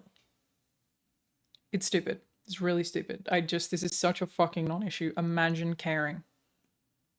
Imagine giving a single fuck about this. I don't get it at all. That's an awesome thing to do. Number of states require and pay for the period products made available, which, by the way, like, I've never had. Have I ever told you guys about the bathrooms at EA? So, at IGN, we had tampons in the bathroom, but they were almost never there. They were almost always empty. We also had condoms, which is such a weird thing to have in a work bathroom, in my opinion, but I guess safety's safety. But it was like nothing else. And you had to pay for the tampons. It was $0.25. I've been to the EA campus in Redwood multiple times. That fucking EA campus had tampons, pads, Tylenol, hair straighteners, hair dryers, like dry shampoo. They had fucking everything for free. I wanted to visit EA just to go to their fucking women's bathroom. That shit was so sick. You know what? Maybe FIFA Ultimate Team, not that bad. Maybe it's okay for all that shit they had in their bathrooms. It's fucking amazing. Every single time I went, I was like, God damn, this is nice. Because that EA campus has restaurants and a gym and a kids daycare center on campus. There's a Starbucks inside the EA building. Fucking crazy, dude. We're gonna go 550. 550. Yeah, EA dub there for sure, dude.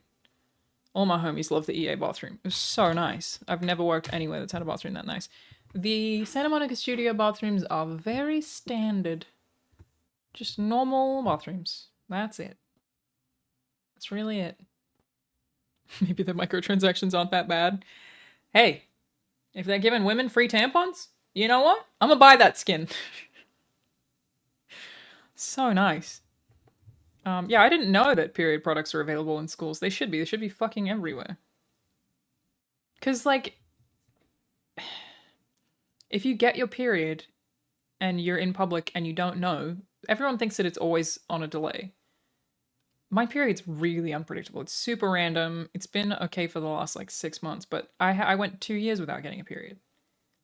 My period is all over the place. And you don't always know when it's going to show up. It just fucking shows up, and then you just bleed. What are you supposed to do? It's not like a thing you can really prepare for in a lot of cases, like people think that you can. Like the period where I didn't get it for 2 years, why would I bring tampons with me anywhere? I would never assume I was going to get a period. And it just fucking shows up. It's just, and then, yeah, you just fucking bleed everywhere. Literally, what else can you do? You don't have a choice. You gotta hold it in, it just happens. It seems like a thing that should be available everywhere, to be honest. Keep a tampon in your wallet. That would require me to carry a wallet around, and I don't have a wallet, okay? But usually places have, like, I mean, it's like, I can account for it most of the time, but sometimes you fucking can't, and it just fucking shows up whenever it wants to. We feel positively about tampons being publicly available. Anti-trans legislation has been a focus for the Republican Party, with almost 600 anti-trans bills filed in 2023 and 85 of them becoming law. However, policies promoting access to reproductive care and menstrual products are widely popular with America's voters. Why? That's it. The trans stuff, yeah, we know that that a lot of people have a lot of thoughts, but this doesn't even. Where would that even come from? I did not have an IUD. No, I just didn't get a period for 2 years. It's female bodies, man. They be doing shit. They be doing shit. This might end up being an Obamacare situation where Republicans try to label their opponent with a bad nickname and give them free positive branding. Yeah, I feel very positively about TIMMY Tampon. I think that is a huge dub. I'd buy a shirt that has TIMMY Tampon on it. That's great. Waltz. I keep saying Waltz, but it's just Walz. Has been a staunch supporter of LGBTQ+ rights as governor of Minnesota. Last year, he signed an executive order defending the rights of LGBTQ+ people to receive gender-affirming health care. He also signed a trans refuge bill aimed to protect people seeking or providing gender-affirming health care in Minnesota, more broadly solidifying his support for LGBTQ voters even before they began to enthusiastically mobilize behind the Harris campaign. This is really stupid. So, this is really, really stupid. It's really, really fucking dumb that anyone would be upset about the presence of tampons in bathrooms. I cannot comprehend that at all. There's no politics in chat. Stupid. Love Tampon Tim. I would wear a shirt that says Tampon Tim on it. Okay. This one is from News Nation that we're gonna read over. I'm being told it's a right-wing outlet, so if it seems to be dishonest, we'll read another one as well. I'm biased because I have periods for real, bro. As a person who has periods, I'm hella biased in favor of tampons being publicly readily available to all. That's what I'm saying. More far right than Fox News. That's okay. I'm not going to shy away from reading something that's far right. We're going to read it. We can read a second source as well. JD Vance versus Tim Walz. Vice presidential candidates, political views. Who is Tim Walz?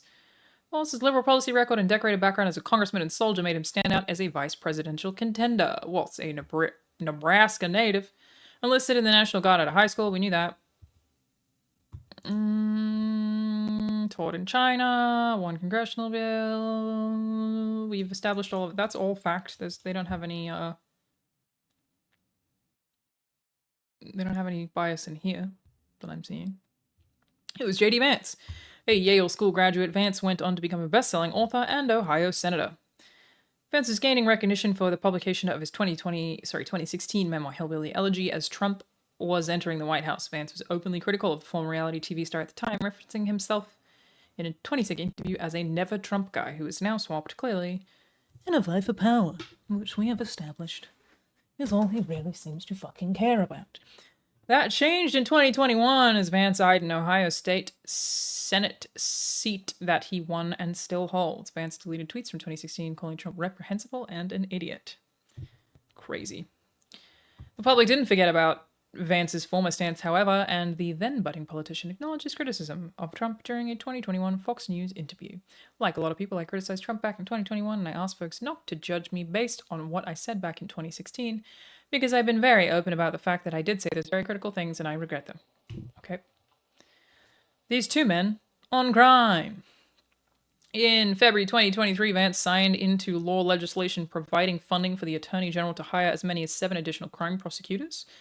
The law, he said, would triple the capacity of the Minnesota Attorney General's office to prosecute violent crime and bring justice to victims of crime. Cool with that. Walz has said investing in public safety will lower crime rates. Yeah, I mean, this makes sense to me. Makes sense. I'm not an American citizen, Ronnie Paul. I cannot vote. No, sir. The sheer capacity to process evidence where crime scene is critical. Sure, whatever. Later that year, Walz signed a bill to legalize recreational marijuana. My man! And I say that as somebody who doesn't smoke. Do I think it should be legal recreationally? Yes. And I say that somebody with no bias in that I do not smoke weed. Not a weed smoker. I don't do it. I don't fucking touch it. I don't want nothing to do with it. I did it one time, and I vlogged it, and I hated it. That should go up soon. Maybe even on Saturday. Chad moved there. Starting in August, making Minnesota the 23rd state to legalize the substance for adults. Vance's record in criminal justice intertwines GOP talking points, including crime, abortion, and immigration. Vance just, he maybe has less experience than Walz overall. It's kind of how it sounds. Everyone just brings up the book. He just kind of wrote this book.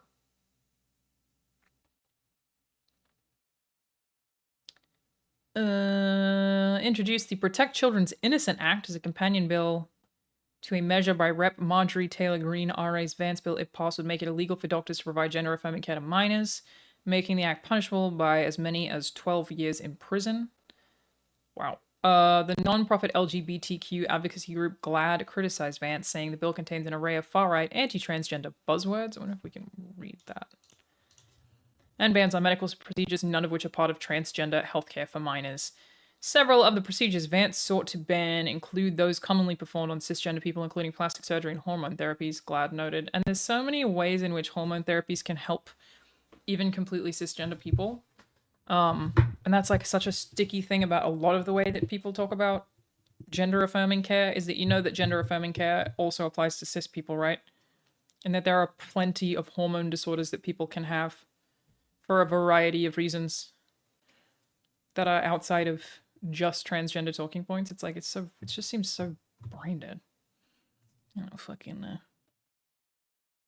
I did hear about the RFK Jr. bear thing. That's so weird. Dude just like dropped a dead bear in Central Park. What? It's so weird. Oh my god, is it? You're right, it is time for video game. My patrons. Okay, let me finish this and then I will jump over and I'll play Dogtide with you. That's my bad. Time really got away from me. Vance also supported Tennessee Republican Senator Marsha Blackburn's Prince Act, which called for fingerprinting and federal reporting on minors who crossed the border in suspected acts of human trafficking, the Marshall Project reported. So, This part seems like it's overly extreme based on GLAAD. Also, yeah, this is not, News Nation is not coming across as right-wing to me.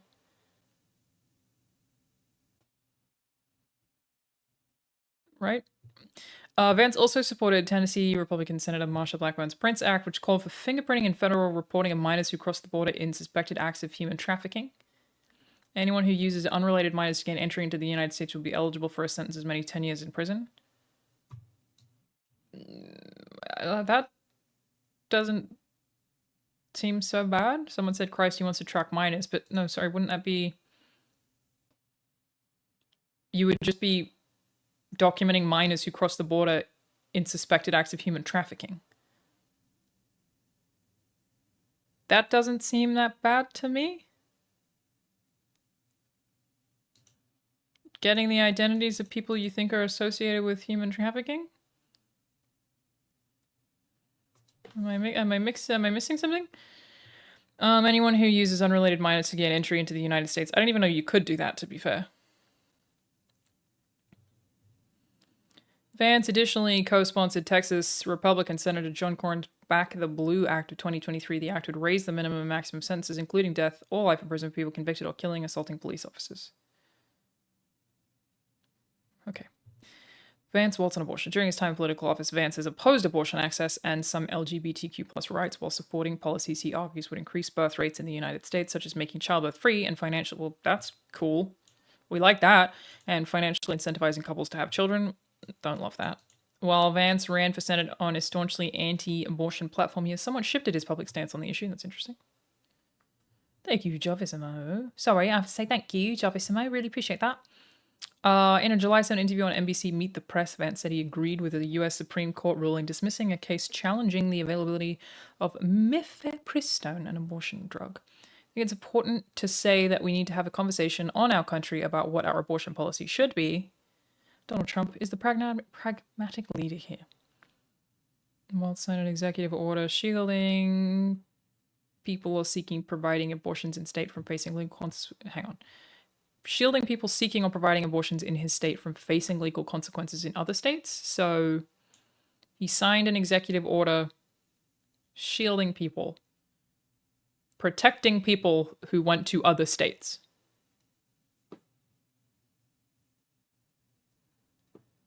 That's what that sounds like. He also vowed to reject requests to extradite anyone accused of committing acts related to reproductive health care that are not criminal offenses in Minnesota. That, if I'm reading that correctly,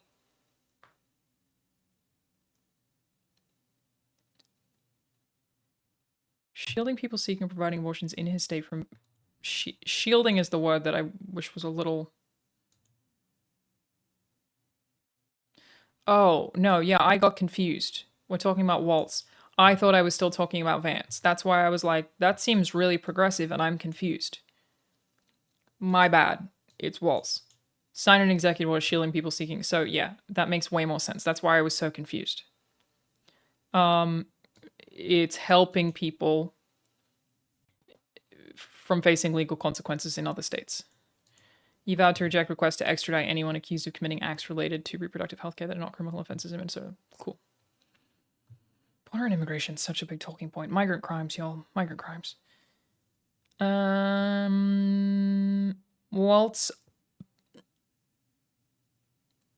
wants a clean pathway to citizenship for essential workers, Dreamers, temporary protected status holders, and their families. Cool. Dreamers and TPS holders have enriched and strengthened Minnesota's cities, school, businesses, congregations, and families. Vance is basically the same thing as Trump, saying he opposes every attempt to grant amnesty to immigrants who arrived in the U.S. illegally. During his 2022 campaign for Senate, Vance ran a political ad saying Joe Biden's open border is killing Ohioans. That's fucking stupid. That is a fucking stupid thing to say. That is dumb as dog shit. With more illegal drugs and more Democrat voters pouring into this country, that's what they're worried about, isn't it? They're just worried about more Democrats swaying the vote. That's why they fucking care. Walz came on fire in 2022. The Justice Department announced federal criminal charges against dozens of people accused of exploiting a federally funded child nutrition program during the COVID-19 pandemic.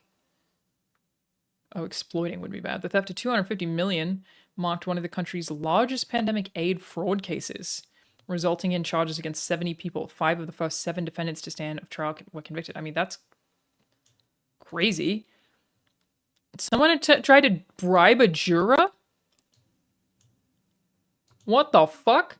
Republican legislative leaders said the report shows that the failure to stop the fraud lies with Walz's administration, which said the state's hands were tied by a 2021 court order to resume payments despite its concerns, a charge the judge disputed, and that the FBI asked the state to continue making payments while the investigation returned. This seems like a whole separate thing that I kind of want to figure out.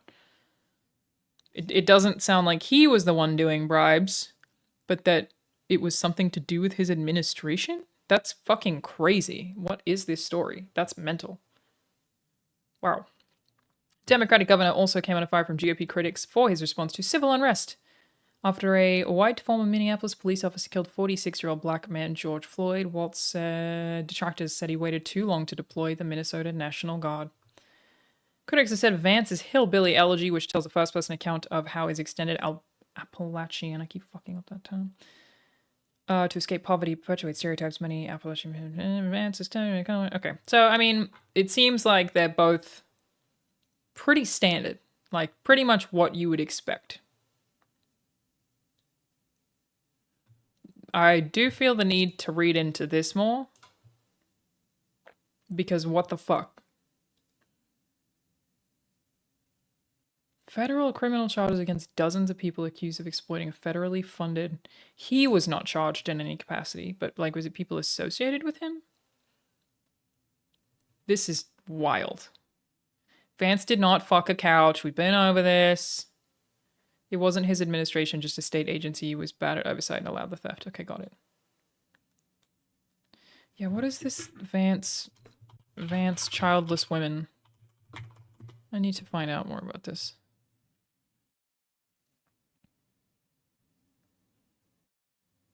And then I need to stop the stream. Because I'm supposed to be streaming with playing video games with some of my patrons right now. And White Girl's politicking really took it away from me. Oh boy. Does anyone know where I can read more about Vance? I know about the childless women crazy cat lady thing. I don't care about that though. Can I find out more about him saying something about women having to pay higher taxes or some shit? People with children under 18 years of age should get more votes. Ronnie Paul, shouldn't you be more concerned about your country? I haven't lived in Australia for 10 years, so it's not like I'm not concerned, but it's like less pressing to me to be informed when I don't live there, obviously. I live here and have lived here for 10 years. I pay more taxes than a lot of people do. So yes, it matters. Vance said people without children should pay higher taxes. Let me find that out.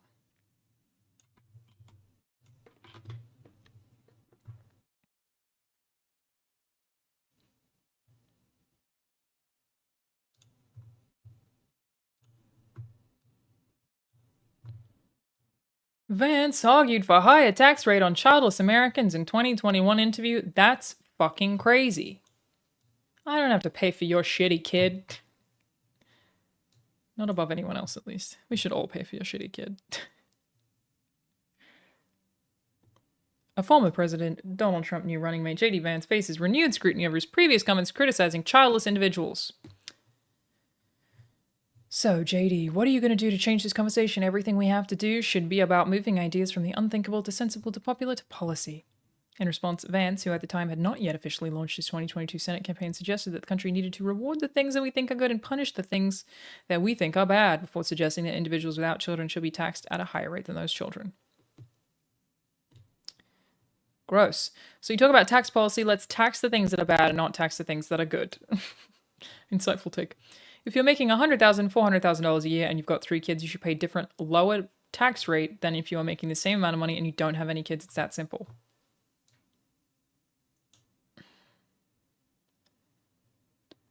This seems insane to me. This is financially, through taxes, incentivizing people to have kids.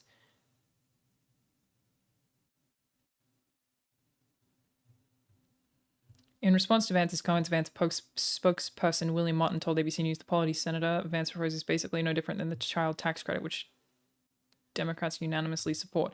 The child tax credit, from my understanding, is like that you can get government assistance if you have children, but isn't that like a sum when they are born, not a like full tax bracket change? Vance also thinks people with children should have more of a vote versus people who don't have children. Ugh. I'm not against childcare being free. Nor am I against my taxes helping people with children. Or anyone else. I'm okay with that.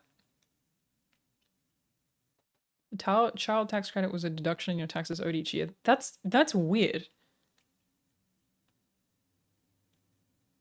That is weird. If that already exists, that's I don't know, dude. You get money for having kids? Childcare and child tax credits are great, but higher taxes for single people are a punishment. Well, isn't it by default higher tax for people who are childless if people get tax breaks for having kids? Isn't it the same? Again, I feel like I'm okay with my taxes helping people who have kids. I feel weird about me paying more tax because I don't.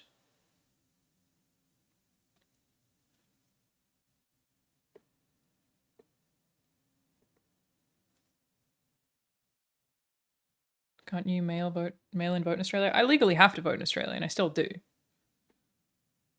But I don't live there. What happens there doesn't affect me ever, really, at all. Was it any different in Australia? I don't know. I haven't lived there in 10 years. Links are not allowed in chat.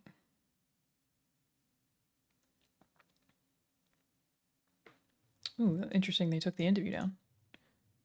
No longer accessible. Moved due to the reorganization of the page, and the removal of Vance certificate had nothing to do with selection as vice president. It's a weird one to take down, to be honest. It still affects me because it affects my family.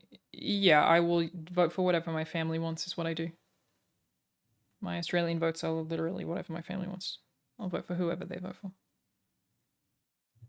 Because I don't live there, so I just give them the extra power of an extra vote. You also get tax credit in Australia for declaring dependents. Yeah, I think in Australia you get a tax break if you earn under a certain amount when you have a kid. I know that that's kind of controversial though. I don't know how I feel about this. I only just found out that this existed. I feel like taxing people more or less based on the amount of kids they have is strange, but if you phrase it as a tax deduction, no, I still feel like it's kind of weird. I'm happy for my taxes to go towards helping kids though, obviously.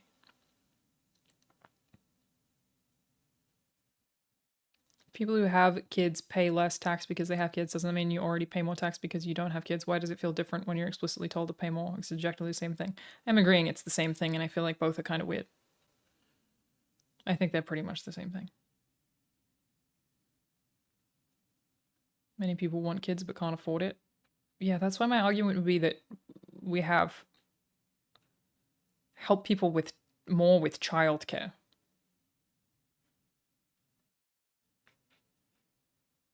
Which feels a little weird. I'm not sure. Learn very little about it. It's optional, also true. This would technically make it not optional, right? You have to file to get it. I don't know.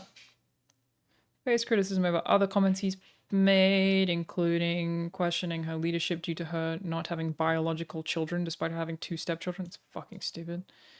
We are effectively run in this country by the Democrats. And that's such a weird thing they say. What do you mean? So I always find it weird when right-wingers act like the leftists rule everything. Trump was in last term.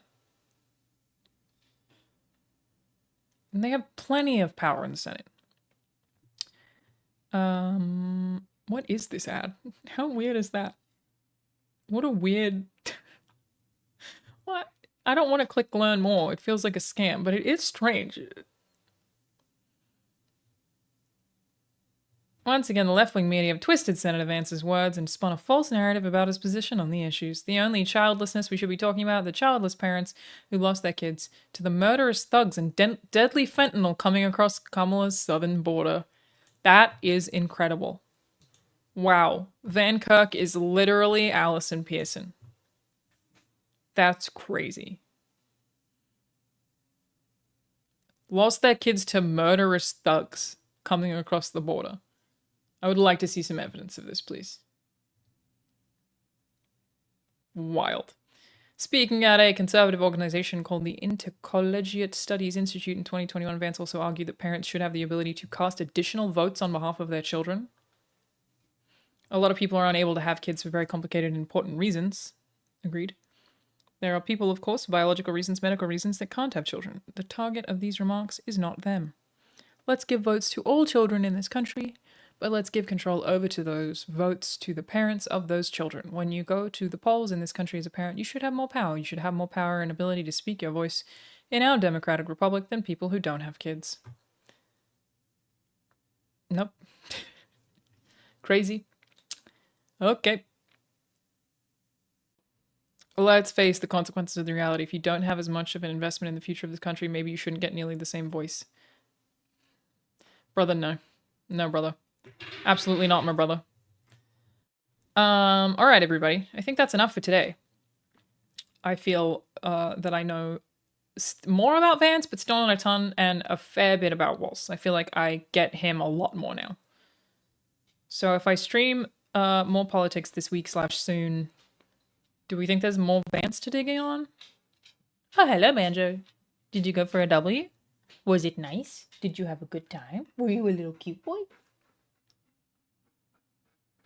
Thanks for having me, Oceanic Pecan.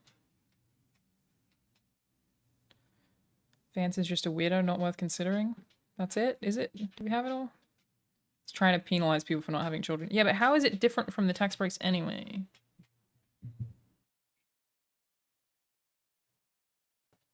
All I know is Walsh should get some tampon sponsors. I want a Timmy tampon shirt. Put that shirt up instead of the cat shirt. That's so funny. And I think I feel very positively about him. From what we know thus far. I don't know. We'll figure it out next time. Maybe there's more to read. I don't know if probably. I don't feel like I know everything about him. Photos of him hugging animals? Okay, let's end on that then. Walz hugging animals.